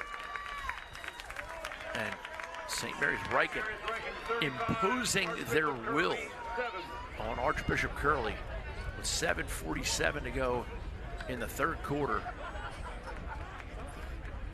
And here's a replay. Reisinger just keeps it, and his pupils had to dilate. He was just thrilled with what he saw. Yeah, good blocking downfield as well from Christian Washington, just sealing off the defender just enough to allow his quarterback to sneak into the end zone.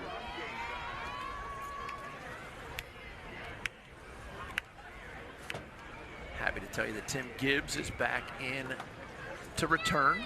He was shaken up a little bit on the last one, so he's back in for Archbishop Curley.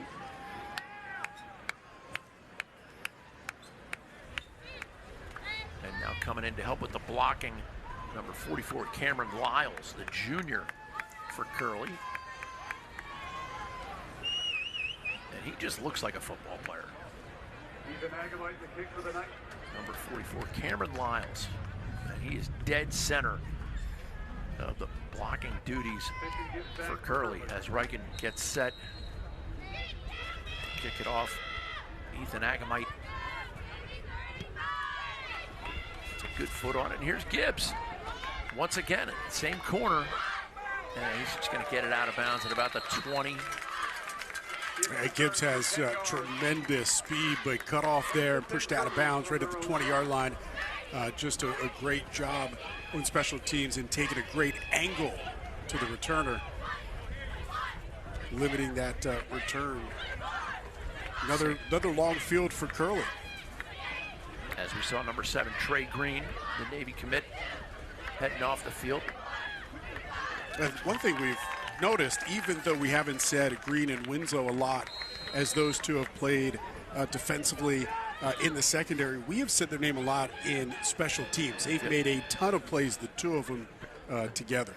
And defensively, they haven't thrown at them, so it's hard to inject them into it.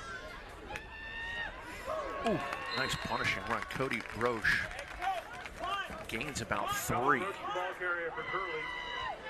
Curley. Big hit. Jake Olsen read that well. Greeted the runner on a nice square up. That's putting it gently.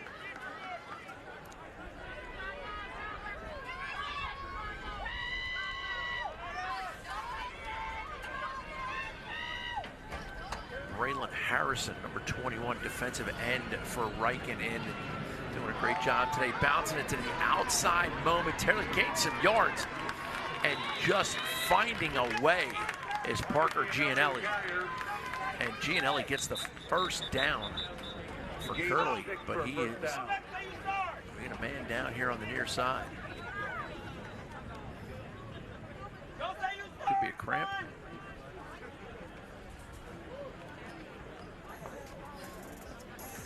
We'll step away quickly.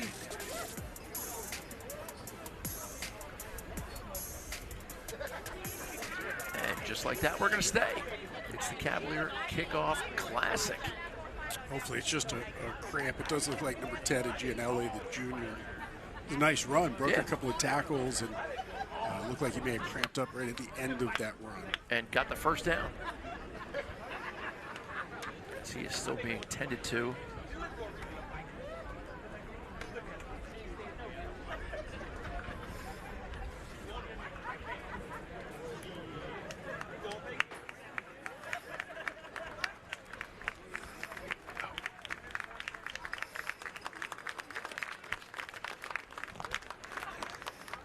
They are back in action. Here we are in the booth. Booker Corrigan, Brent Harris. Brent, this is the first of 2 games. St. Mary's Ryken It's kind of their way. Curley, they have some work to do this, but it doesn't get any easier. Well, we said first game you're not 100% sure what to expect. We don't know what to expect, and I can tell you the coaches that we talked to this week leading into this game said they weren't 100% sure what to expect as well. Ryken has looked fantastic.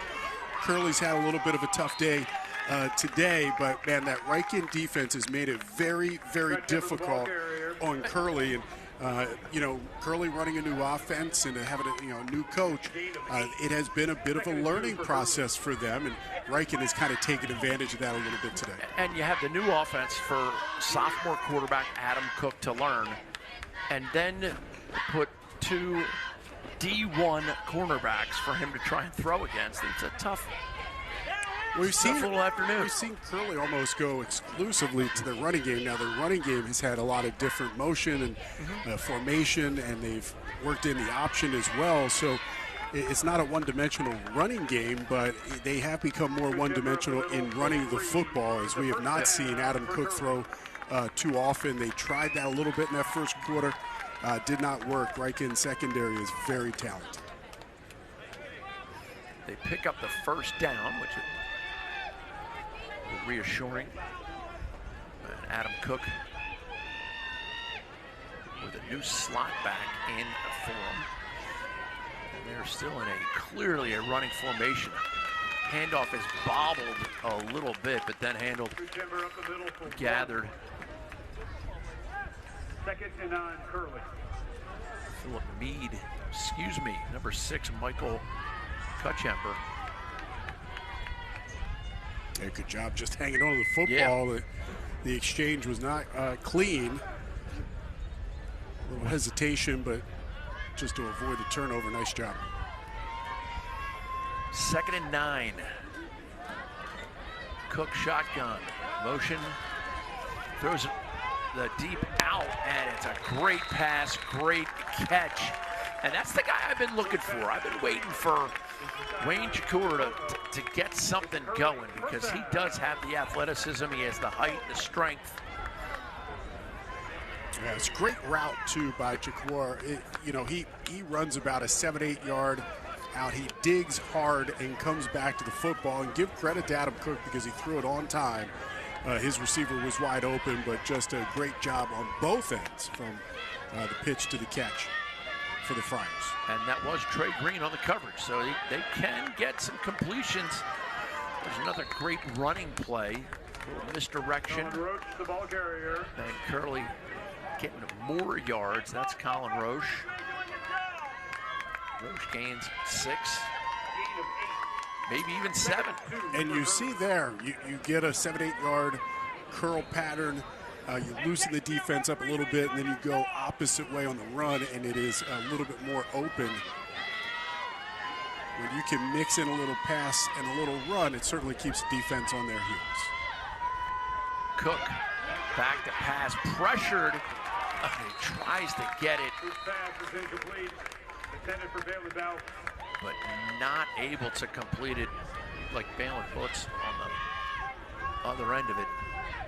A little bit of pressure. A little bit of pressure in Cook's face there. I mean, not exactly an easy pass to make. Some might call that a lot of pressure. and about 3 to go. And here we are, 3rd and 3.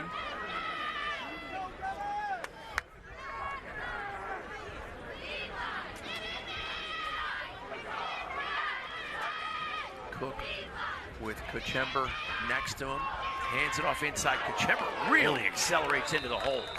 And he gets hit hard in the hole, but goes forward. And that is a well-earned first down for Archbishop Curley. Noah Johnson from Ryken was there to deliver a huge hit. Man, credit the running back hanging on to the football there. You see Kutchember coming off. You see the back of his padding. It says dogs. It reminds you of that, Coach. We need more dogs. We got too many cats out there. Well, he was there. That's a well-earned first down. Cook in the shotgun.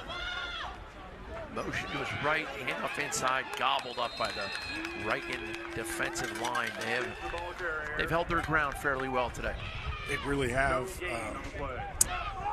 Up front, big guys. Cooper Pollard, Zachary Pugh just have made it very difficult for Curley to establish the run just from the guys up inside for Ryken.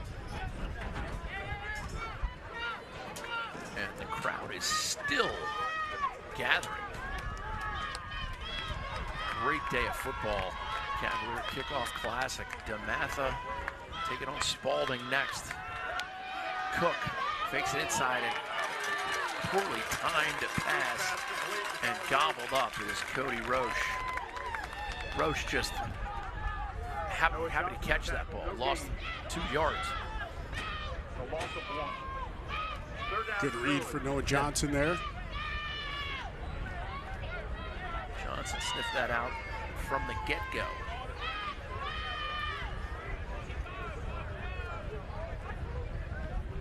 Well, Davis, number 18, in the slot on the left side here for Cook as it's 3rd and more than 10.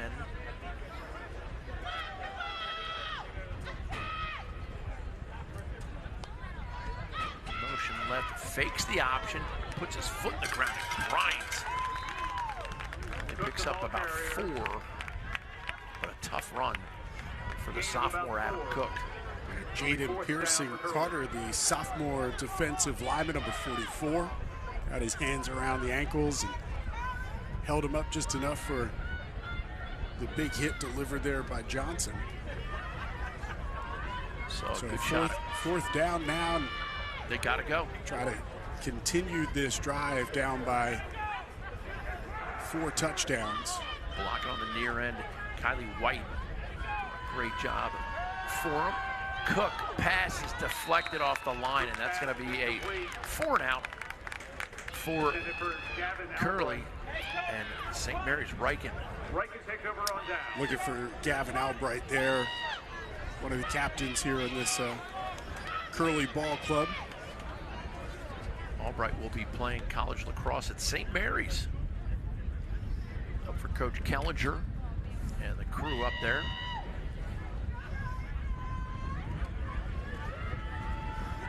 St. Mary's Ryken's offense takes the field. And they split Juju Bradley wide right. And they keep in Nicholas Reisinger at quarterback. Oh, stuffed on the run attempt. Number 29, Garrett Williams with the run. Kyrie Cargo, big fella up front, just eating up the runner for Ryken there. Held his block, big hit for him.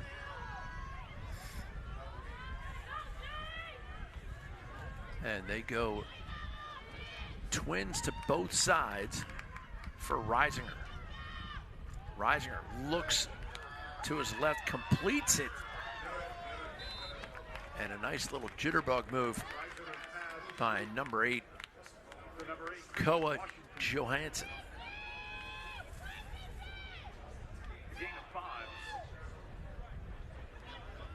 Yeah, the other, I think, nice thing for Ryken, getting experience. We've already seen backup quarterback, 4 touchdowns, kind of looking at the 4th quarter coming up here. And it's your first game of the year, but you are getting reps for a lot of guys that, you know, you don't get a lot of time in the preseason to get this kind of experience. So I think, I'm sure Coach Wynn is very, very happy with the fact that he's been able to play a multitude of players here today.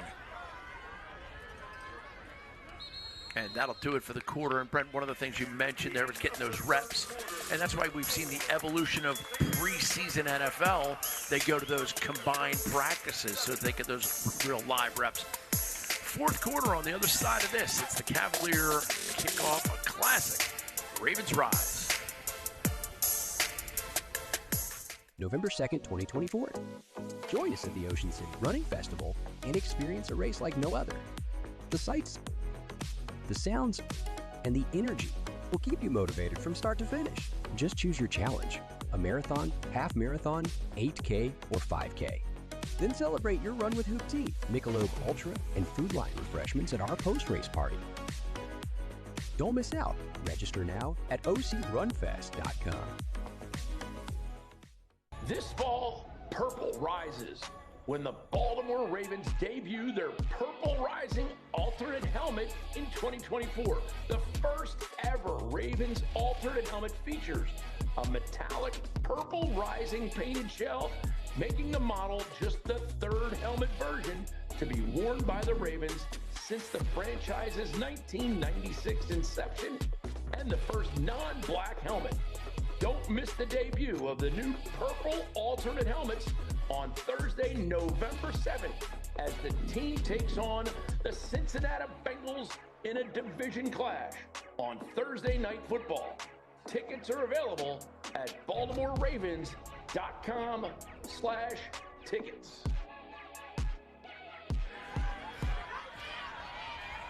Reisinger with the scramble up the middle just as we come back. And Nicholas Reisinger, I'll tell you what, he's throwing his hat in the competition pool for that quarterback job. Although, let's be honest, DJ Trout did a pretty good job. Absolutely. I mean, tried a couple of touchdown passes in the second quarter, but Reisinger, we've seen him throw a couple of passes. I'm more impressed with what he's done with his feet. He has had a couple of really nice runs, including the touchdown run, which was, about 28 yards down the right side. He has looked very nimble. Reisinger hands it off this time. Stuffed up. Nice play by the Curley defensive line.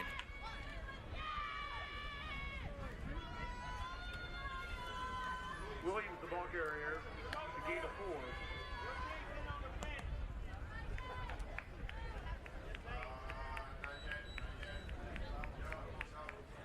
Early fourth quarter. And St. Mary's Ryken doing a lot of things real well. And as I say that, they lose a bunch of yards on a handoff. Yeah, but Cargo there again. Last couple of plays, he has been a force. Inside, big fella at nose tackle.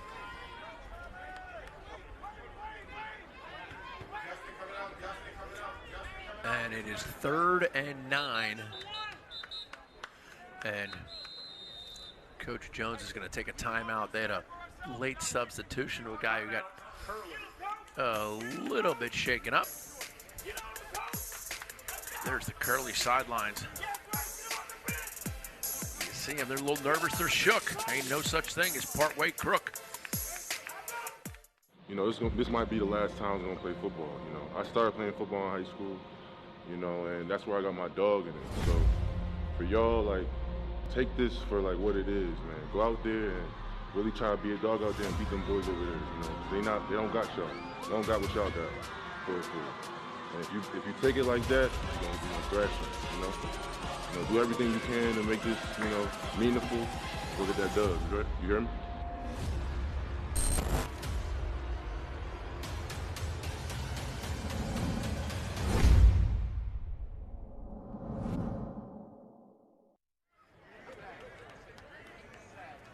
Back here, St. Mary's Ryken possession. Nicholas Reisinger, the sophomore, second-string quarterback, but he has played quite well in the opportunities he's been given late in this game. And here's Reisinger back to pass, gets it off comfortably, and completes that to Cody Rice. Excuse me. Completes that to Gerard Mayo. Yeah, we've seen a lot of backups for skilled positions, running back, Mayo at wide receiver, but that's a really good route. And he cuts it off right at the first down marker. Gerard Mayo doing a great job. And again, Jack Dare, number 24, also helping out everywhere he's needed. And Ryken now again, twin receivers to both sides. Solo setback and a flag into the backfield as Garrett Williams, number 29, in at running back for the Knights.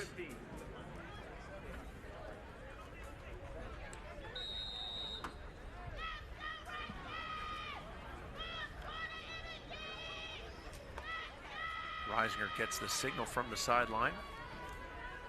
And he is set to go. It's now 1st and 15.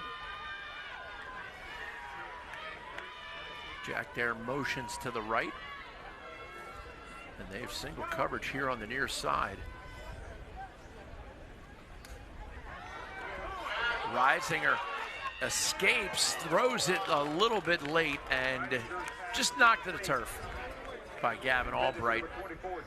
Ready for Jack Dare there, but to get away from the defender that was bearing down on him, nice little head fake and got away just enough to be able to get the pass off. Incomplete, but Reisinger has looked really impressive. His elusiveness, especially for a guy his size.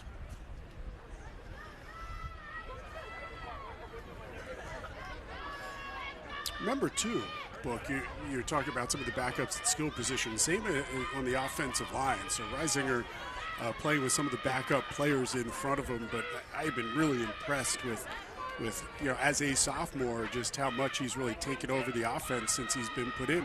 Oh, and I say that, and he drops one. The broadcaster jinx in full effect. Because I was gonna pile on and say he's played poised, he's done things well, and the snap hit him in a bad spot. I will say this: I don't think he knew the snap was coming. And as we talk about backups on the offensive line, I think that was snapped before he called for it, which had him a little bit off. Here, let's watch it again. No, he's ready, as my mom would say. Hit him in a bad spot. His hands. Right in the hands. If it was at his feet, he would have caught it and completed the pass. Isn't that how it works?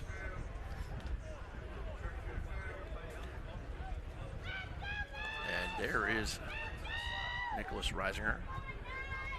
Great field level shot. He steps up into the pocket. Let's go deep down the right sideline. Oh, and the pass is almost deflected twice and caught. But it'll just go down as an exciting incomplete pass. Oh, Gerard Mayo, what an effort down the right side. And Reisinger just wanted to go for it all. He found a guy one-on-one down the right side deep and put it right in the perfect spot. Nearly came up with it. And you'll see on the replay, he had to go over the defender just a little bit, and then it got deflected 2 or 3 times. Here you see the pass deep down the right sideline, and he's got to go a little bit up, and the defender made a nice little play to knock it away. And that was number 10, Parker Gianelli for Curley. There's the St. Mary's Ryken Cleo. Knights love each other on the back of those shirts as they all come together for 4th and long. We have a player down for St. Mary's Ryken, number 22, Marcelo Nazaro.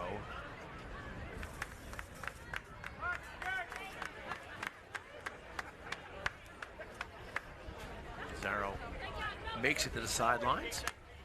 And now it's going to be the punt team in for Ryken. And the WCAC looks like they're going to take game 1 of this showdown, the Cavalier Kickoff Classic. Yeah, it's interesting. We asked the coaches if there was sort of any added intensity or a rivalry because these two conferences are so storied, and both conferences have some tremendous programs, the WCAC and the MIAA, and this is 2 matchups between those 2 conferences. And all the coaches said, we're not really thinking about that, but you know the kids hear it. You know they know it, right? 100%. That you want to represent your conference, and they're 2 great conferences. And we're going to get the big boys coming up in the second of our doubleheader in DeMatha and Archbishop Spalding. But this Ryken team's terrific. We know what Curley has done in the past as well, and 2 really good programs. And as we said, I think there is a little something between the 2 conferences. And there really is. And I think the coaches want to downplay it a little bit, but we'll see in the second game. It's going to come to a head because 2 great conferences, well respected, and the 2 teams we have next with DeMatha and Spalding, D1 talent and guys who end up in the pros. Here's Curley from deep in their own end after the punt.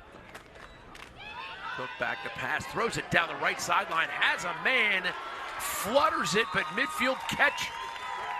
Wayne Chikwara has it.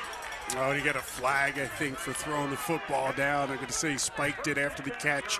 Fantastic pitch and catch on that one, and it was a design play, double move by the wide receiver to get open, but boy, a lapse there as he comes up to celebrate and drew the flag.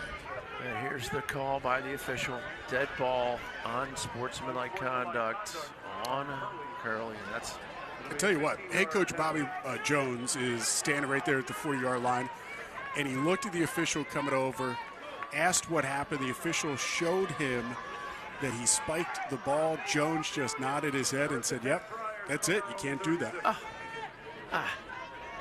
When the team's down 35-7 and you complete a 30-yard pass. Look, rules the rules. He didn't throw it. Hey, 30-mile-an-hour speed limit at 2 in the morning, same at 2 in the afternoon, brother. You can't change the rules. Yeah, I agree. And Jones, look, Jones's credit, he didn't even argue. Yeah. Nice double move, really, in one-on-one coverage. It was the right play at the right time. Cook, shotgun. Ooh, and snap goes well past him. He's right to just dive on it. I don't know if he got it. He looked like he dove on it. I think Ryken may have come up with it. And he's holding up one hand. He's got it. Yeah. I was just saying. Adam Cook still has it, so credit to the quarterback after it goes through his hands. And he took some shots there as he tried to cover up the football. And that'll bring up third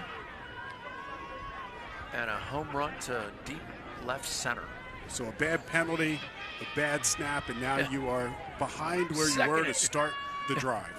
It is second and everything. Cook handles the low snap. Little stop move there by Chikwara. Inbounds, gains a bunch of yards, and then steps out to stop the clock.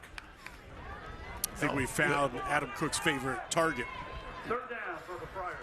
And the referees opted to run the clock there because he was going backwards when he went out of bounds.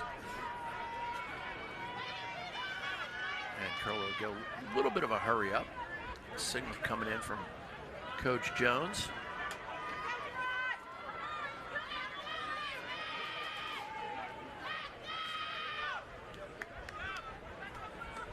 Cook takes the shotgun, back to pass, and goes again to Chikwara. And that'll bring up fourth down and as long as you want. Fourth down. We've been able to hold on to that last pass, but some positives in that last drive. The penalty and the bad snap aside, Adam Cook able to connect on a couple of nice passes. The long one down the right side, of course, seeing a little bit of the pass offense for Curley. Again, first game of the season. You have a huge game coming up next week against Concordia Prep, so a chance to work on some stuff you cannot overlook. Petter gets off a great punt, and St. Mary's Ryken has William Mayo back to return it, and it just goes out of bounds. Mayo does a good job just to make sure that it does go out. We talked about the turnaround at mid-season last year for Gary Wynn's Ryken Ball Club, and talking to him, he's been around this program for a long time, a decade now. He's an assistant coach for about 7 years before he took over as a head coach in 2022. But he pointed to the turnaround back in 2016-17. He said that was sort of the time where the program turned things around. They went from 1-9 to 9-1 in those 2 years. And he was an assistant on that team, now the head coach, but he still looks back as that as a real growing moment for this Ryken football program that now is built into a real power in the WCAC. No gain on the run that time. As Ryken is pounding it into the inside of the line, and we get a timeout on the field by St. Mary's Ryken. With 6:17 to go, fourth quarter, 35-7.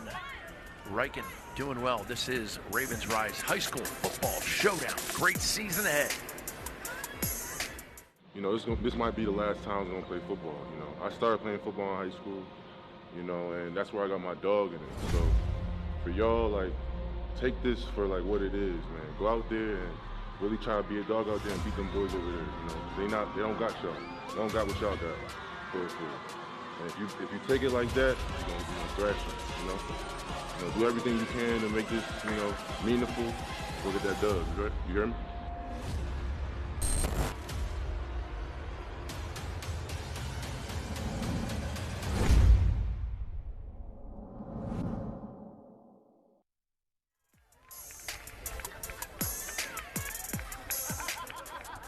Good look at those linemen for St. Mary's Ryken. They've done such a great job. There's a close-up on number 50, Brennan Springer. And offensively and defensively, their interior line has dominated that line of scrimmage.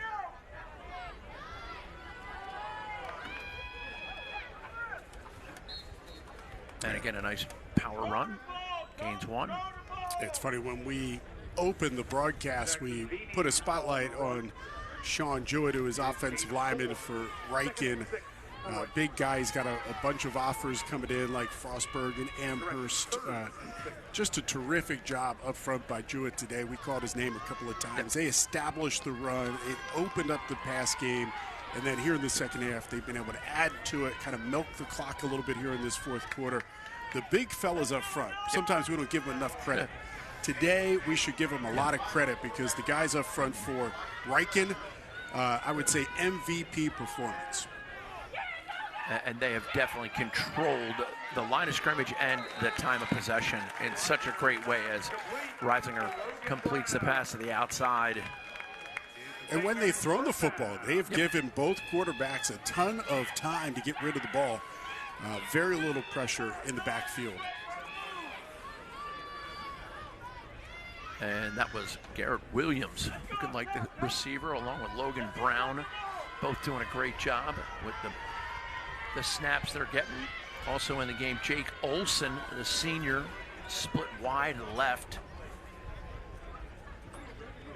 As we're now under the 5-minute mark here in game one of the Cavalier Kickoff Classic, and it is packed here for this. And wait until DeMatha and Spalding take the field. That's 7 o'clock tonight. That is going to be standing room only. Inside run stacked up by the Curley defensive line. Great play by them. No quit. Coach Jones building some culture in his first year. 2nd and 12. But it has been all St. Mary's Ryken. And big credit to their defense. They get the 2 Navy commits on the outside that takes away, the throw in a lot of ways. And they got the big uglies in the middle that find a way to stop the run. And you mentioned the coaches. For Coach Gary Wynn, this is his 3rd season at Ryken, 2-time Coach of the Year in the WCAC. A little bit of time to build your program. Took over for Aaron Brady, who, by the way, 34-11. So you're taking over for a coach who had a lot of success, a guy that he had coached with as an assistant. A lot of pressure there, but 3 years in, you start to see kind of building the program in the way that you want to build it. For Bobby Jones, first year over at Archbishop Curley, comes over from Washington Lee. That's his alma mater. But it was a family decision to move back to Maryland, and he said Curley, when he realized what kind of program it was there, he wanted to be all in. He's excited about what the future will hold, but this is his first game, right? You got to build the thing up a little bit, and I think they're in great hands, and the future very bright for Curley as well. Agree 100%. And you said it's, sophomore quarterback, new terminology, new offensive system. Their 1 touchdown today was actually a pick 6 from the defensive side of the ball. So you got to give a ton of credit to that Ryken defense. And here we see them doing again, stopping them up. Now it's going to be 4th and 5. And Curley's got to go for it. Why not? Excuse me, Ryken. They'll punt it away. I was looking at the latest rankings in Maryland. Curley at number 38, and they will battle Concordia Prep for that B conference title this year. They meet next week, so an early season big-time matchup for them. They got to go right back to the old drawing board, have a great week of practice, and see if they can turn it around against a really tough opponent next week. 4th and 5, Ryken's going to go for it from the middle of the field, and Curley jumps off sides. That was something they were plagued with in the first quarter and early second quarter, but they stifled that a little bit, but that is going to probably advance them to what would be a first down. Yep, they'll move the chains. And they had a number of those in the first quarter that little snake bit in there. Yeah, we thought a couple of times where both teams stayed on the field for a 4th down play that maybe it was to draw the defense off sides, and each time they ran a play, that time it actually did work where they got the guy to jump. And they do it again. The more things change, the more they stay the same. Reisinger just kind of looking at him like, we're not trying to run it up. Offsides on Curley. A 5-yard penalty. 1st and 5 for the night.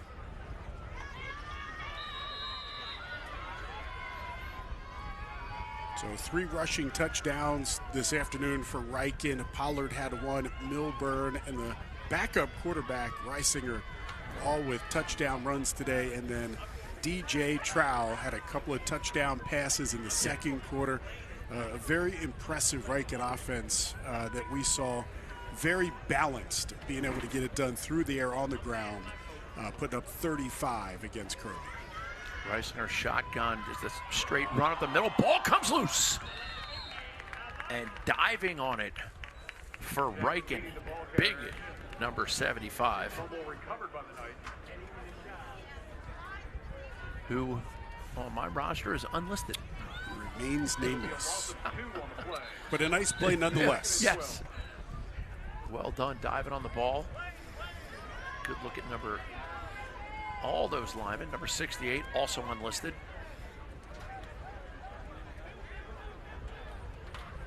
And now you see 2nd and about 13.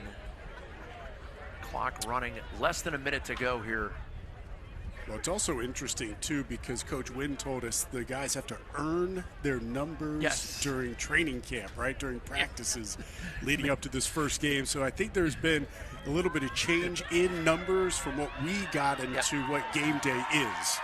And here we got a bounce to the outside and a tremendous late touchdown run by Ryken's number 29, Garrett Williams, the sophomore. Yeah, just punched it outside. He took a hit, was able to find a little bit of opening there on the near side and able to take it to the house. A little breakaway speed at the end of that run. Everybody who has him on their fantasy football team will be happy about that score. Old Garrett Williams, the sophomore.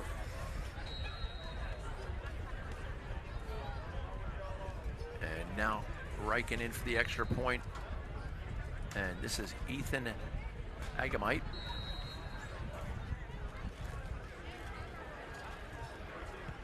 And he pops it through. So 4 touchdown runs, booked 4 on the day for Ryken. They were dominant on both sides of the football. And that'll do it. Clock runs out, and there's a replay of the last touchdown.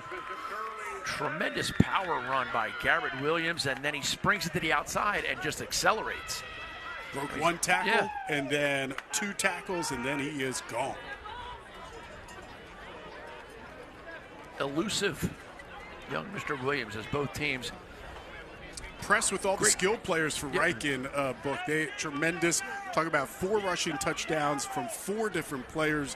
Their starting quarterback, DJ Trow, had a couple of touchdown tosses as well. They did it in a lot of different ways. They showed us what they can do through the air, on the ground, and on special teams today. It was a pretty impressive first game for Ryken. And when you talk about, our, getting ready for this game and talking with coaches and all those phone calls, we talked about the three components: offense, defense, and special teams. And they just have to be thrilled with what they got going on. Coach Gary Wynn has to be happy with his squad. Hey, 1-0, and they'll look to be 2-0 next week, but right now they'll enjoy victory. Ravens Rise High School Football Showdown. This is a Cavalier Classic. So much thank you to Dunkin' Donuts and all they do to make it possible. From Archbishop Spalding, for the great Brent Harris, I'm Booker Corrigan, taking a minute to thank you and remind you, you only get one shot at today.